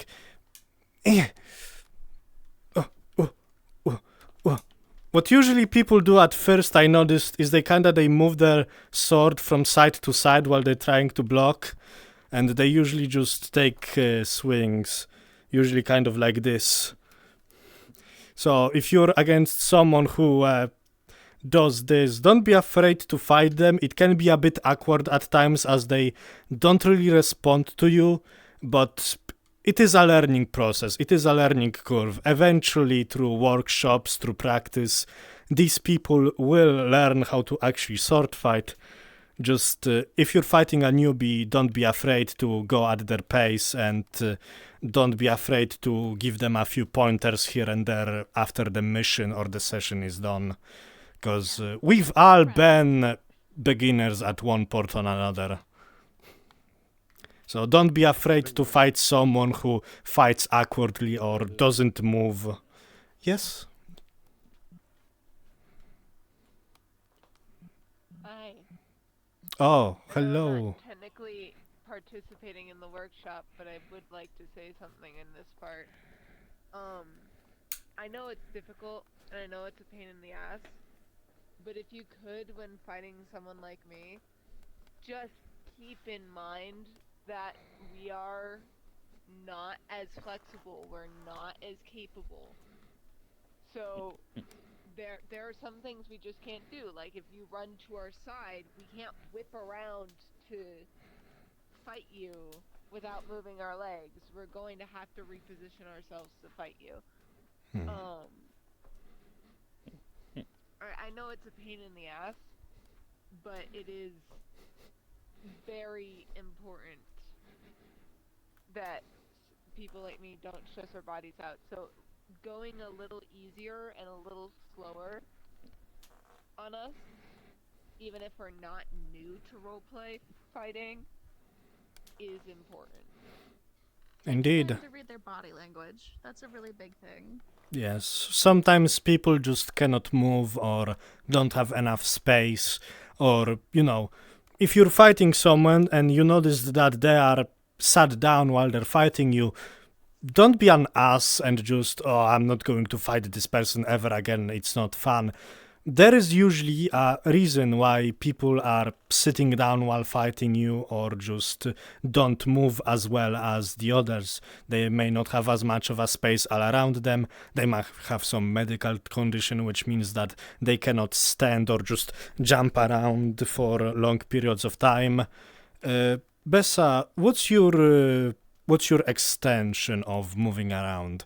I'm sorry to point you out because I noticed you don't move a lot during combat. So I don't have a lot of space, and also I have a lot of physical limitations. Like I'm not that mobile. I have a lot of like mobility issues, so I try to keep it within the confines of where I'm sitting, or just right about where my desk is. Because one, I don't have a lot of space. Two, mobility issues, and three, I also have dogs that like to run under my feet. So that's also another thing. You don't know the person's current living situation, or whether or not they have any field hazards, if you will. So just learning how to read people's body language is a really big help. Being able to pick up what they're putting down, like, see, I can barely, like, there's a certain amount of space that I can move. This is about my range. And also, field of vision is a huge issue. Not all headsets are created equal. Right when I said it, I hit the button that makes my peripherals. So, let's say this is about as far as I can see out, right? That's completely different from some of you who have a wider cone or range. So, again, reading people's body language is a huge part of combat, and also just the trust system as a whole. Is paying attention to how your partner is moving, because if for example, Sock and I are very limited in our movements because of medical conditions, as well as possibly even space. So if you're seeing us move a little. If you're seeing us move a little bit more stiff, then you would take it upon yourself to not exaggerate. You would do well to slow down and try to make sure that you're telegraphing a lot more clearly so that we have time to react.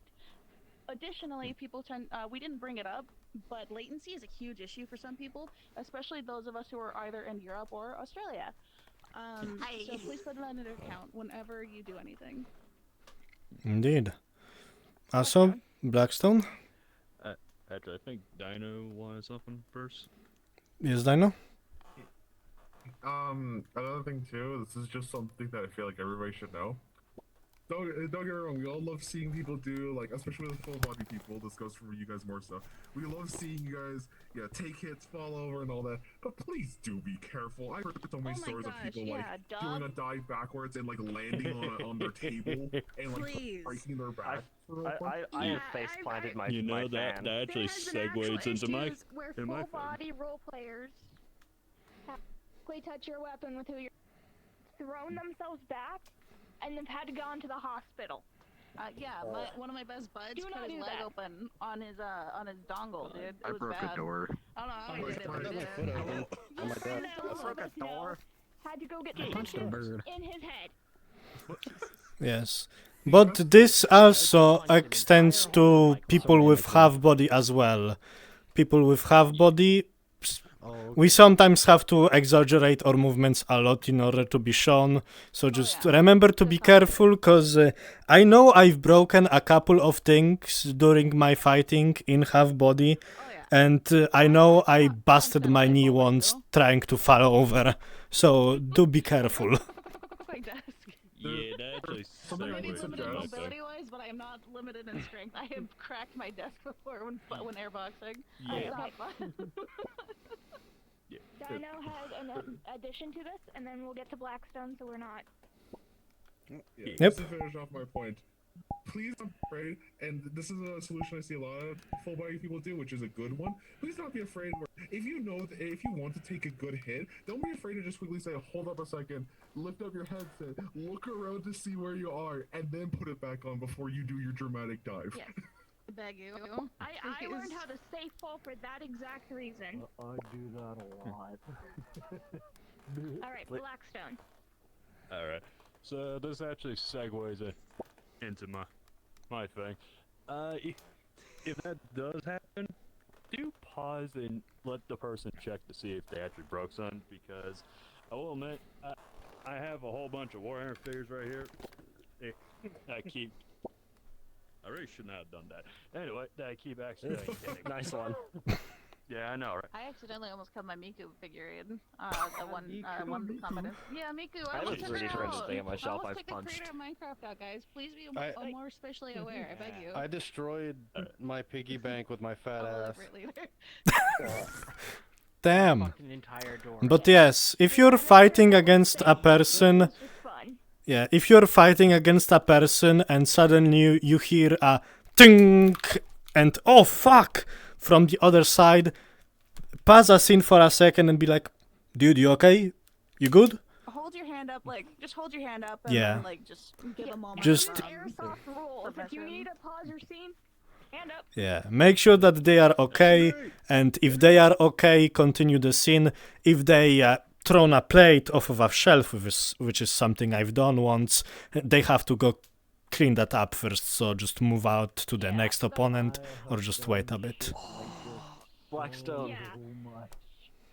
Like, I kicked Blackstone. my bed frame so fucking hard, I actually You remember the time collapsed. Flapjack punched his full wooden door and almost broke his hand when he was fighting me? I Oh my punched a hole in god, my I wall can't. at least once I or twice. remember that. It's not fun. Anyway, never please have spatial awareness. Please be conscientious of who you're fighting and why. If people get hurt, call a DM. Indeed. Always. If somebody genuinely does get hurt or collapses, call a DM, and we will do what we can for them. If somebody does get hurt, please do not crowd around them. Never do that. That is so stressful. It's overwhelming, and it's probably really scary for those who might have hit their head. So, call a DM. Make sure that the space is clear. Don't shout. Yeah.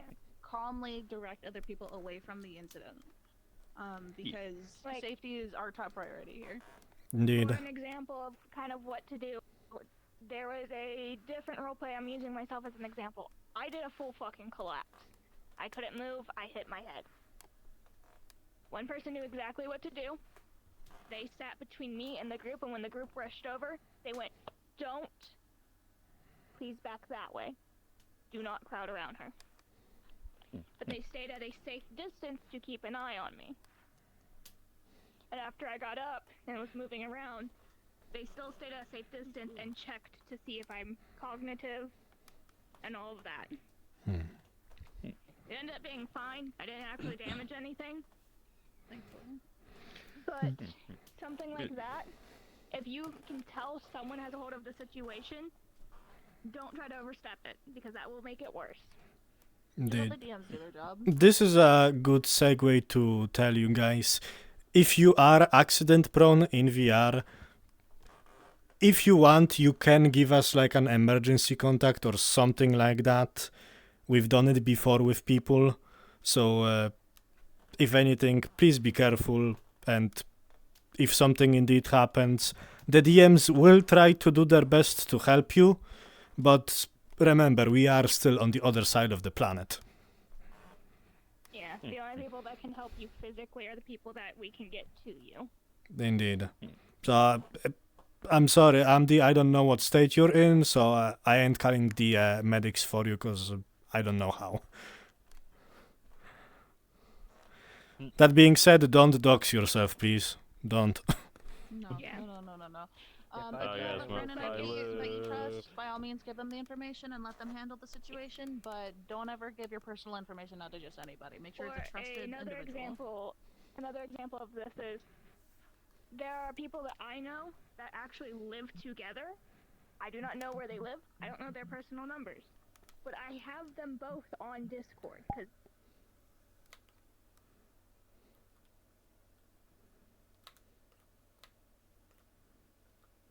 than they normally would. That is a safe time for them. I hop on Discord and I message their roommate going, "Hey, they're having a seizure." And then they will get to them. So if you have something like that, as well as someone who's just on Discord that you want to at least have as a way that we can contact them, that works as well. But let's not prattle on too long about safety, because we were going to do some. We were going to get on to the next part of a combat practice. All right. It is also currently 10:52 right now. Anyway. Yep. Indeed, we are 2 hours in, so don't worry.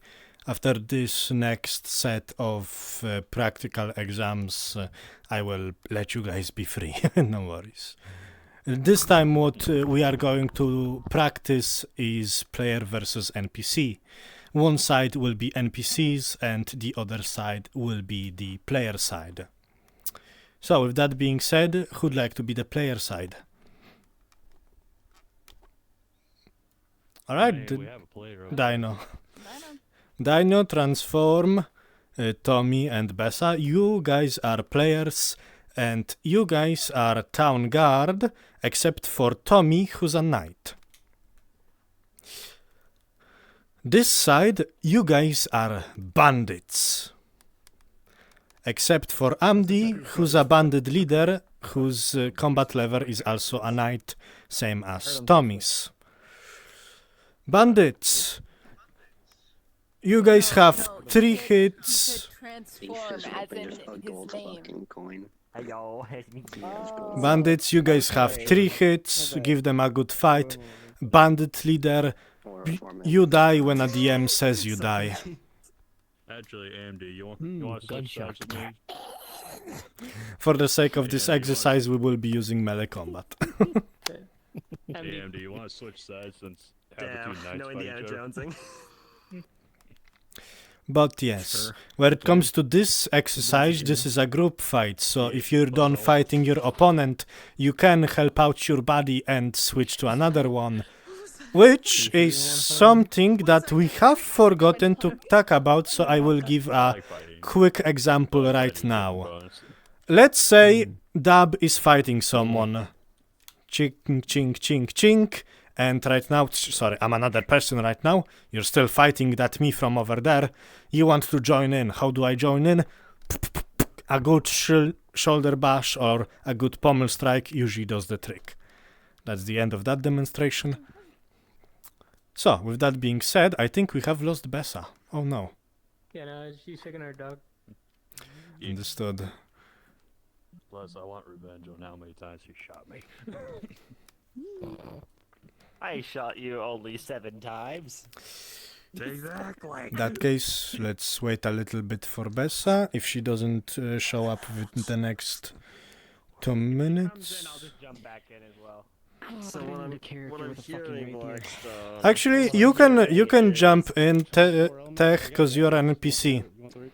Remember, what is the rule of NPCs? What is your goal? What I should do is I should return to my roots. Die spectacularly. Indeed. Rapier. So, with that being said, if the 2 sides are ready, the player side and the NPC side, in a 3, in a 2, in a 1, start. Yes, murder, mayhem. I need my music. Get him, Evan. Mine was an autoplay and now City Escape is playing. Dun, dun, dun, dun, dun, dun, dun, I thought it was. No, it's rolling around the speed of sound. Well, that's the start of the song. Rolling around at the speed of sound. A place you should go.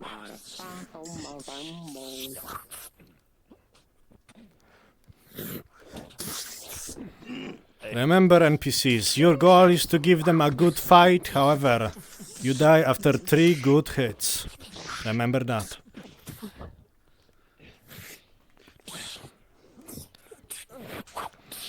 Make sure to sell those hits well.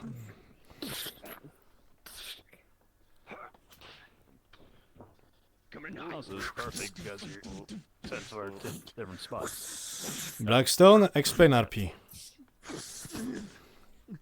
What? No, my hand's fucking up. Ah, understood. He was just pointing it out. Yeah, I was more saying we have different levels. This is good practice for you. Okay. Give me a second. Give her a second. Good. Huh. I see it's got taste. Alright, Amdi, Bessa, you guys are fighting. Bessa, as you fight this opponent, you realize he's 1 level above you. How do you fight? I gotta get smart. Leg sweep. Alright, the emerald for that leg speed, you are successful. You haven't been down.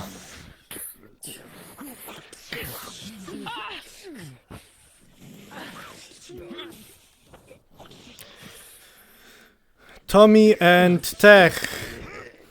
At the end, now we roll a test of strength. When it comes to test of strength, your level doesn't matter as much, and this time it shall be Tech that wins this test of strength.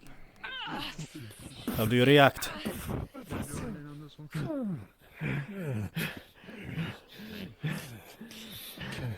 Good. Take a hit, but don't die yet. Remember, Tech, you as an NPC, 3 good strikes and you're done. Also, also those bucklers behind you look like ass cheeks. Just wanted to let you know. Damn right. I'm caked up on a single day. Go. And this is a good show of multi-fighting, fighting against multiple opponents at once. At the current moment, Amdi is fighting 3 town guards and 1 knight, which means they are still at a disadvantage, so eventually they will go down. Now, what's important about multi-fighting is that not everybody needs to attack at the same time. Alright, so you let everybody get a hit in at least once or twice. Indeed, take turns with it. It's not just about you. It's about sharing a scene with everybody. And Or if you can cheer on your leader. Fill the Indeed. scene. Back them up. And remember, if Be you're light man. if you're the one doing the multi-fighting, wide swings to make sure that everyone is away from you. To work out and actually do cardio that isn't just. Alright, you guys can return to your spots. An opponent that does I don't want to 2 beat the shit shields. out of my knees. I'm only 30. Wait, you're 30? Everyone here. Yeah, I'm well 31. You could buy You were you asleep. could buy like a gym mat and then Yes. Actually, I did have a question. What if we came across an opponent that wielded 2 shields? What if you came across an opponent that wielded 2 shields? Well, in that situation, depending on I'm what listening to music and I'm weapon flipping it on beat. you have, sorry, clear comms. Depending on what weapon you have, if you have something like a mace, for example, you will have, of course, an easier time fighting someone who's predominantly a shield user. If they are a shield user, they will more than likely fight like a boxer, because with 2 shields, they will usually do movements like this. So you usually fight them the same way you'd fight an unarmed person, however, they are a lot more tanky than an unarmed person. Usually you just try to hook their shield or try your best to get behind the said shield when you're fighting them. Also, additionally, when you're shield fighting, don't block your body the whole time. It's bad manners. Yes. Make sure that there's always equal opportunity for anybody involved. A good Try to keep them at your side and then move them accordingly. Yes, a good sport will leave themselves a little bit open for the other person. Yeah, or a good thing, if you have a weapon like this, let them ragdoll bit. So a good way to do it with a shield is that you keep it tucked in until you are actively shielding. So keep it tucked in at your side or whatever stance you're deciding to take up. At least give it a little bit of a chance for When you swing, Definitely have it be a ragdoll. when you swing, don't swing with the sword and the shield like you're supposed to. I'm gonna break your kneecaps and make you Hold the walk shield home. up and then swing. I'm gonna turn you into a fucking velociraptor, Alright. motherfucker. So, It makes it a lot harder. with that being said, does the NPC side have any pointers for the player side and vice versa? Give mine latency. I prefer honesty. Let me know if I did bad. Yes. Dano, you were doing alright. Honestly, the only issue was on my end was You were lag. doing alright. Alright, I'll try to move slower next time. I'll just set I'm a lagging like a transform, bitch. keep It's in nothing- mind. Like, it's nothing Oh, you no, can do to. No, that's like- exactly what I mean.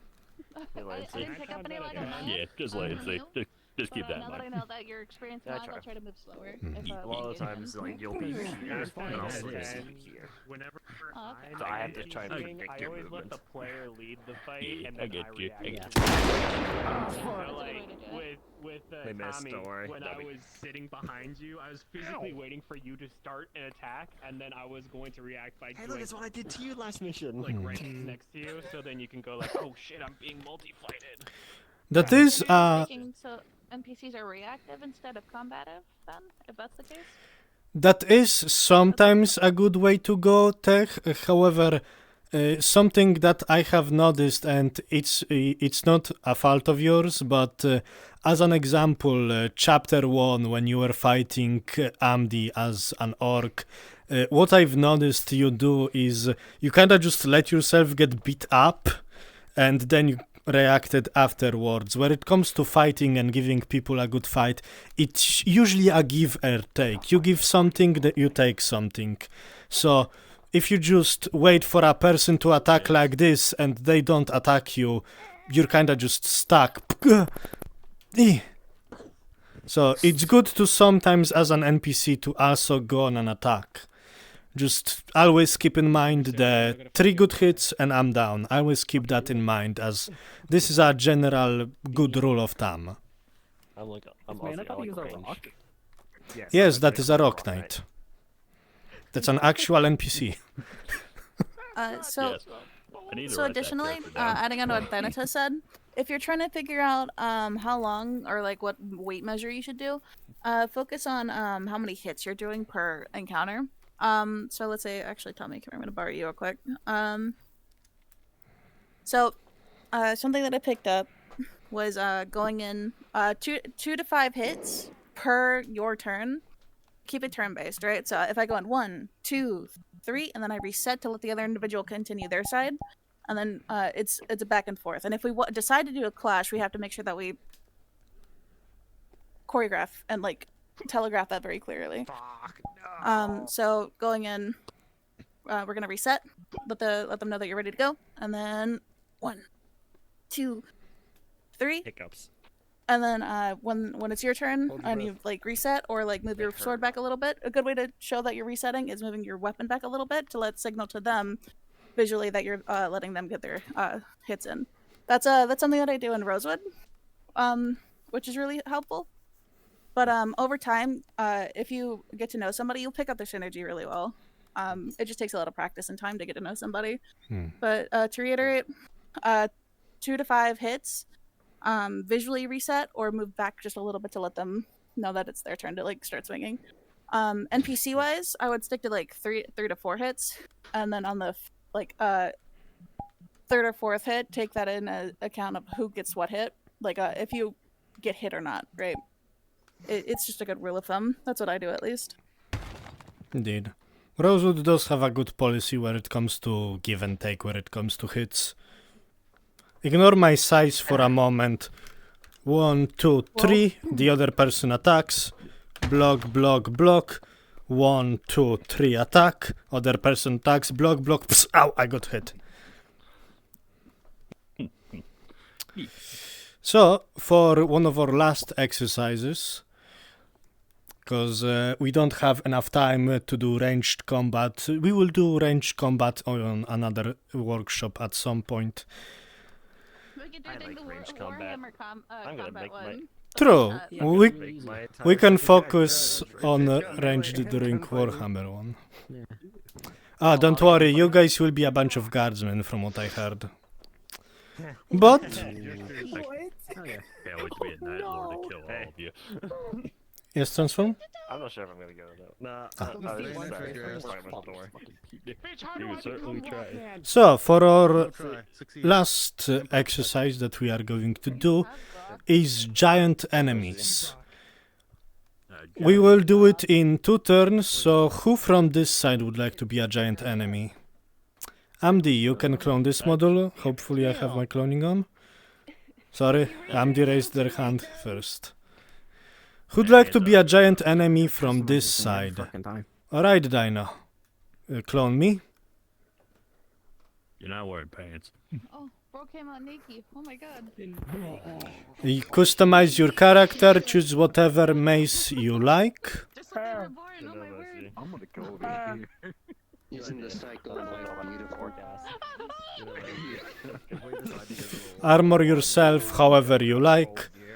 For this exercise, at first, what we are going to do is Amdi and Dino will be on the same side, and you guys will be working together in order to defeat those giant foes.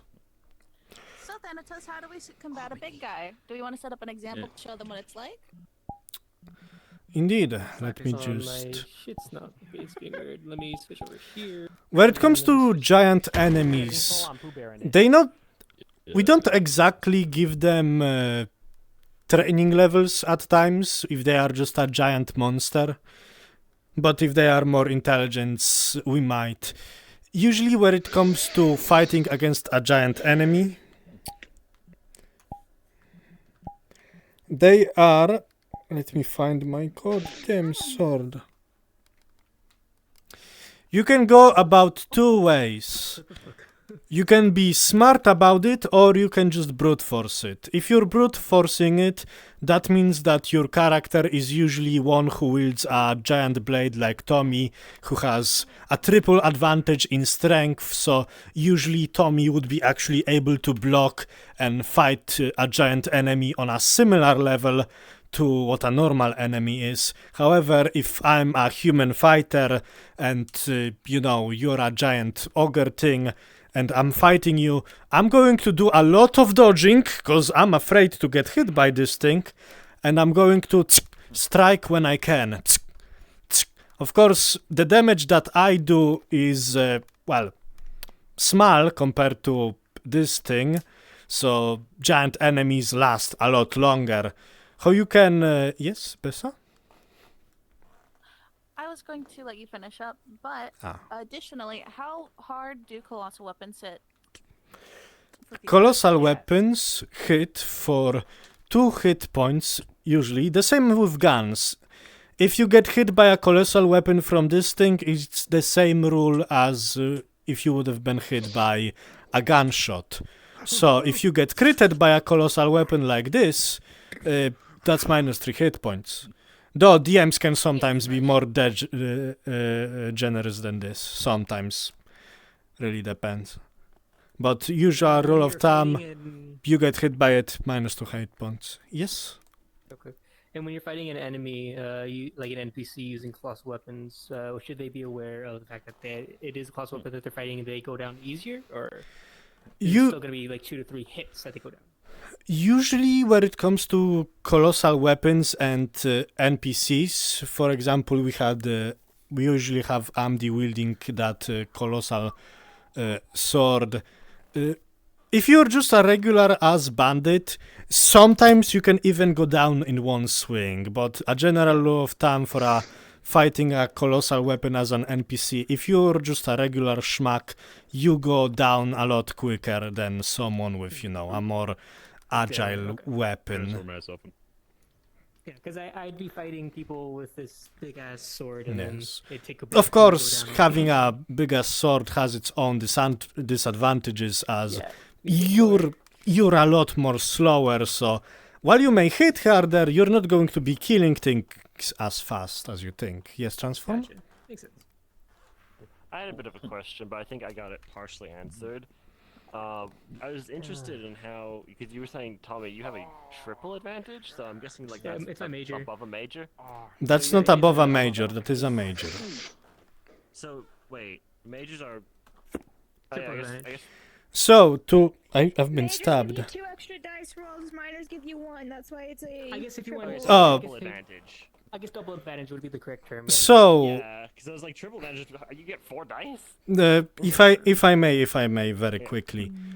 A minor, I'm going to roll you 2 times, a d20 and a d20. For a major, I'm going to roll you 3 times, d20, d20, and a d20. Right. Yeah, I just got confused when I said triple advantage. It's 2 extra advantages. He's just calling it triple because it's 3 rolls. Yeah, we rolled 3 times. Double advantage. The only time I've had it. It was just the wording that got me confused. Because like, wait, The there's only a way time to it's get a triple advantage. the only time I had a triple advantage was when I drank that strength potion. Also, as this character, it was fun. Yeah. Yes. Now imagine this mother quacker drinking a greater strength portion. I would have to roll for this man 5 times, I think. I think you could have regular and greater. Yes, there are greater and regular potions. They are in the potion document. Can Cloud stripe this bitch? So, for giant opponents, other than brute forcing it with slashing and dodging, it's good to be smart about fighting them. I've seen a lot of people trying to climb onto their backs, a lot of people trying to swipe their legs, and that's usually how you want to fight against a giant opponent. You want to be smart about it, because you can only dodge so much before that club eventually finds you. You, as a giant person, you usually want the players to dodge your club, but if you see them get a bit too cocky, don't be afraid to just clobber them, like I did Elish once upon a time and he went into space. Twice upon a time. Twice upon a time, in one session, in one fight. Pole arms and spears are also a viable, good idea for trolls and anything big. Indeed. Range. Yeah, those pikes are gonna do damage. And a So lot for of it. soloing, it's better to just try to be smarter than your opponent. But what do we do if we're multi-fighting? How many people per colossal do we allow to happen? So, there isn't an exact limit, however, a good rule of thumb is have 4 or less people against... excuse me. Against one big dude. Gank 'em. As a colossal yourself, you're going to do wide swings against those people. You're going to strike the ground to make a shockwave, or you're going to go in for a grab or just a giant bitch slap onto someone. Indeed. Also, ranged weapons are pretty good weapons to use against those guys, as they are usually pretty slow. You don't say. Indeed. So, with that being said, if we all reset ourselves for a moment. So a question before we do start. Yes. Are these allowed? For the sake of this exercise, yes, one of you can have a gun. Which one of you would it like to be? Could I be Adam for this, or am I? You did I can switch back to you can be Adam for I'd say let this. Blackstone. I'd say let Blackstone have the gun since he brought up the question, just so you get a feel Yes. for it. You can have the gun. And you, Tech, you can have your baby as well. Oh. The Rock. The Rock. That's Rock Jr., I will have you know. So, with that being said, unless there are other last second question, it will be you guys against Amy and Amdi and Dino. So, in a 3, in a 2, in a 1, we shall begin. Go good. Alright. Fucking decap his ass. A gunshot rings out. You have done some damage to this opponent. You can have heads or tails. It's a nice little coin flip. Remember, Blackstone, you cannot reload mid-combat. You have to take time. Got it.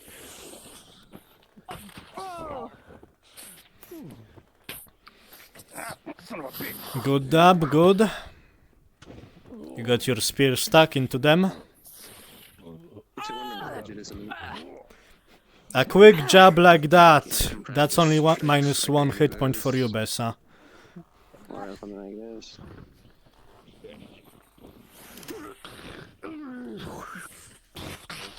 Hey, good on ya. Thrown against the wall, dab. DM has rolled that it was a 10. Only -2 hit points. You're still good to fight.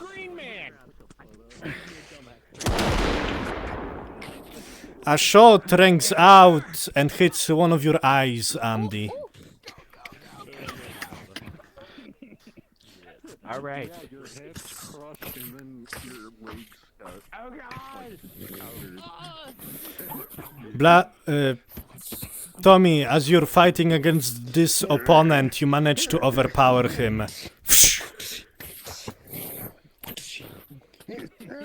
From side. Good, you reacted good to Bessa, Dino. Good job. Always remember, as a big guy, there will be people who are trying to strike from the sides. There will be people who will want to go in from behind. You always have to be aware of your surroundings as a big guy. Kneecap you with the button. Get out of here! Are there any respawns? Any of us get down? Once you die, you are dead, sadly. Okay. So how did you die, Blackstone? Supposed to be a second character. I'm gonna be a ranger. Let's see here. Come here. He became a dumbass tree. Yeah, he smacked me over here. He smacked me up there. I became a chandelier. He pulled me down to smash my legs. Keep in mind you are a player in this situation. Would you let your player character die like that? No. He'd be down but not out sort of situation. Yes, you would be down but not out. So be right here. If another person can come up to you and heal you, you will be healed. Roger! Give me your hand! Give me your hand, boy! Alright, that's a good one, Andy. You've been stabbed. Good. I need a DM. I need a DM. DM present, and I'm trying to pull him out. DM has ruled out that you are not strong enough to pull him out. You need help. I'm sorry. There's nothing I can do. No. Oh, fuck. Oh shit, he's still alive. You can't coup de grace, remember? Oh. Indeed. I was just trying to knock you out. Bessa, you see one of your friends struggling from under there. Thanatos from the top rope. Understood. Dino, you see someone jump onto your back. You're disoriented. You're focusing on trying to get this person off of you. You're distracted. You're confused. Why is there a twink up on your back?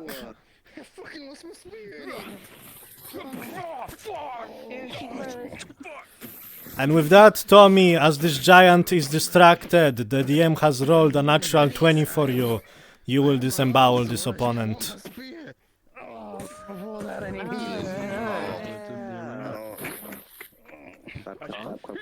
It usually does. Where is it? Alright, our two giant opponents are dead. I sure came back. So, with that being said, do the giant opponents have any pointers to the smaller opponents, and do the smaller opponents have any pointers to the giant opponents? The people I fought did pretty. Yeah, the people I fought did pretty good. I love how you went into the bit of I hit you up, you got your head stuck in a ceiling, so I pulled you out, and then you let me hit you into the ground. Good improv.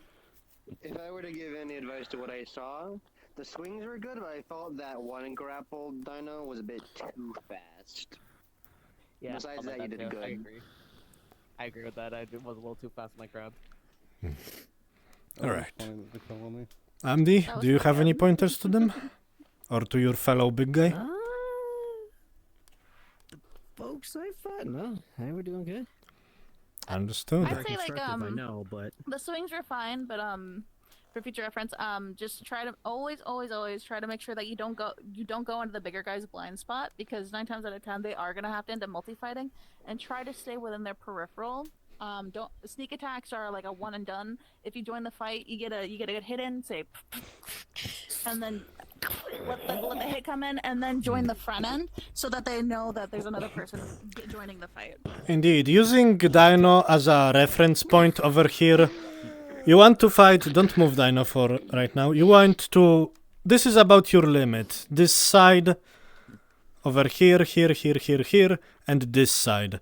If you are anywhere behind them, the same rules apply as from fighting a normal person from behind. They cannot see what you're doing. Yeah. Unless you're trying to climb up on their back, or you specifically are trying to, hey, from behind, something like this. But otherwise, try to find big guys from the front as well. Yes, Dino. Keep it fair to them, because they are gonna have to multi-fight at some point or another. 2 things on that. One, I'm kind of special case because whenever I'm playing an NPC, I always have my mirror on, so I don't have to turn. I can just see what the person coming up behind me is doing. But that's a special case. I know not everybody likes doing that. It's good etiquette regardless to stay within the peripherals of the bigger person. Yes. Solely because it's just polite. Man, your we peripherals can't are very really small. start hitting each other in VR, so the best thing we do have is visuals and sound effects. So staying four is like the max you'd ever want to do. That's what I think is probably for the best. So 4 max fighting a big guy like this is probably about as much as anybody should be doing with colossal fighting. So 4 persons from arm to arm, spread out evenly.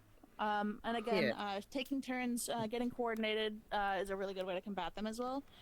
Let's say like Tommy goes in for a big swing, or like also people try to parry colossal people all the time. You can't parry this. This is all me, baby. You can't parry this. That is correct.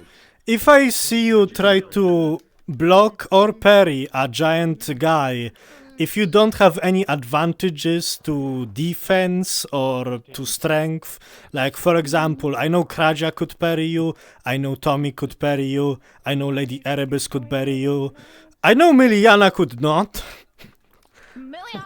and I know Torel could not.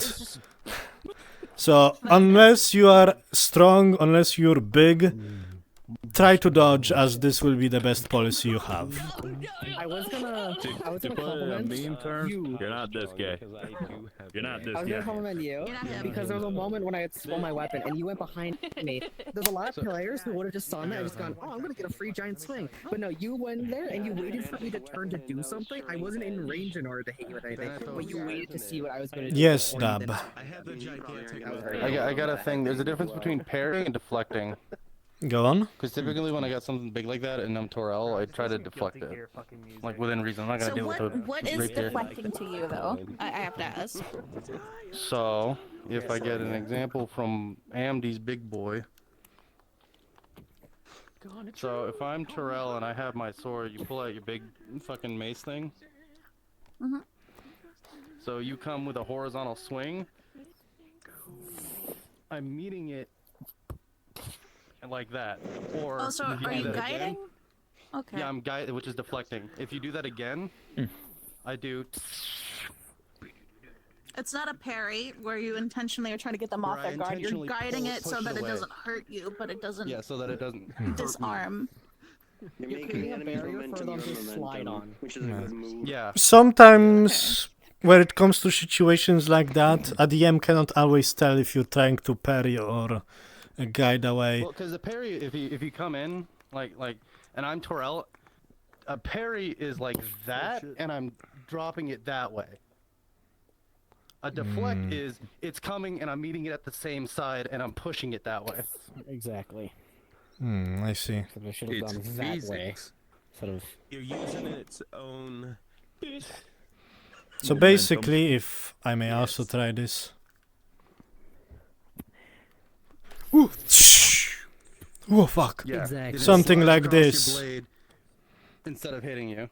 So it's But part what of you- dodging, is what you're saying. Like A part it's of an dodging, extension yeah. of dodging. Okay. All right. Yeah. It's It's more the combat advanced version. etiquette to watch out for. And another thing, Bessa, if you would stand like about here. Okay. So right where she is standing is the very edge of my peripheral. If she's like in a bit of a group, I can't tell what's what from there. The only reason I know she's Same with there me. is because I have my mirror bound to my X button on my butt from there. The only can see So at you'd least say a little about here.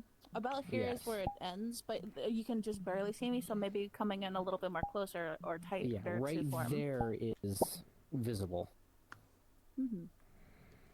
So again, tying back to what we were talking about earlier, it's really, really, really important that you try to make sure that when it comes to colossals,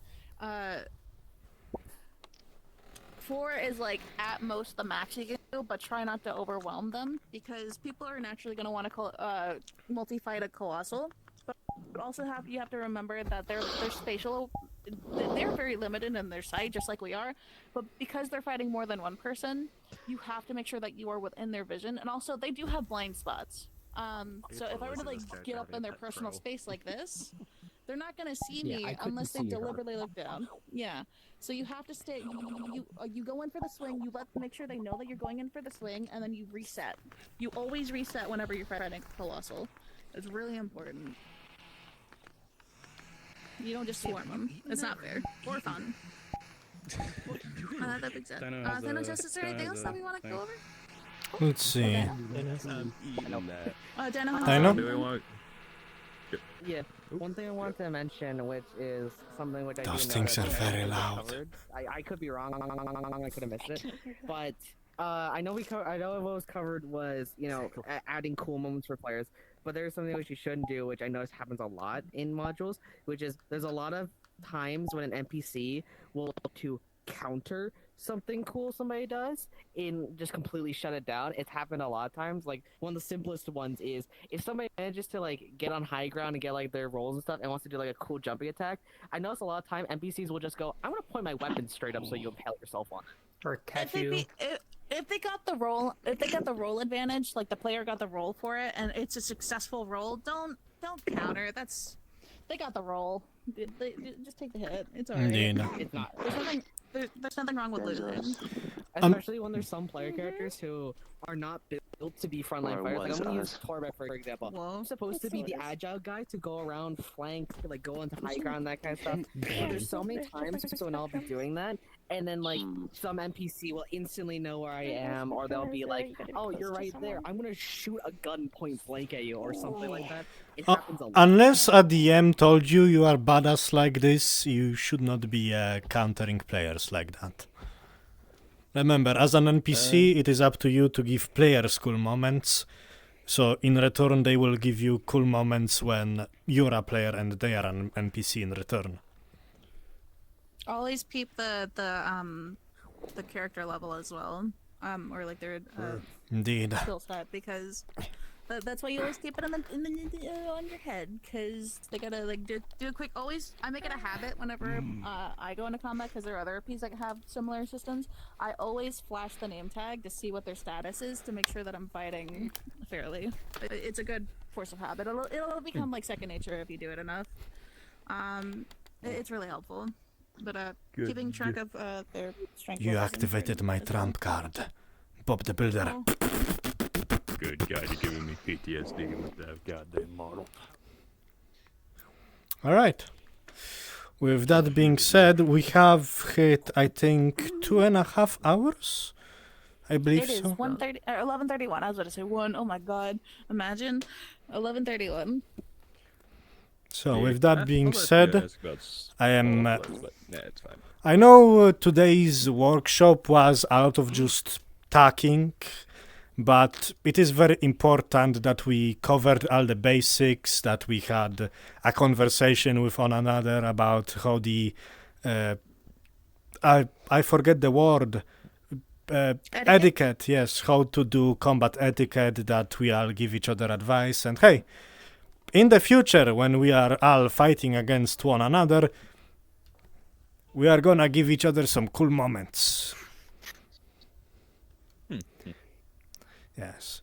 Next workshops that we will be doing, we will be focusing less so on melee and more so on ranged combat and magic combat. So look forward to that. As for the date of that workshop, that will be sometime after the break ends, because we have... Indeed. If you guys have any last second question, feel free to ask them. If you wish to know how to fight against a dwarf, let me know. Or if you want to know how to fight as a dwarf... Oh, wait, I don't have to tell Tommy that. Everyone jump short. Oh no! No, please, no! Help! No, I don't want to die a virgin! No!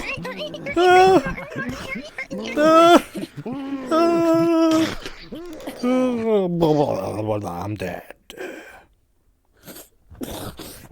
Ow, my knees hurt. No coup de grace. No coup de grace, everyone here gets banned. But yeah, maybe we could talk about fighting smaller people next time. Understood. You wanna know how you would fight against a chicken then? You don't. You have to run away. I peck your balls off. He looks like he's got a really bad wedgie, dude. Bro, looks like he needs to put the white Right. With that being said, you're all free to go if you wish. I thank you all for being in this workshop. All of your names have been noted. All of you guys are... Hello, Buff Squishy. Hello, fellow bird. But yes, all of you are wonderful, and I cannot wait to do some missions for you all.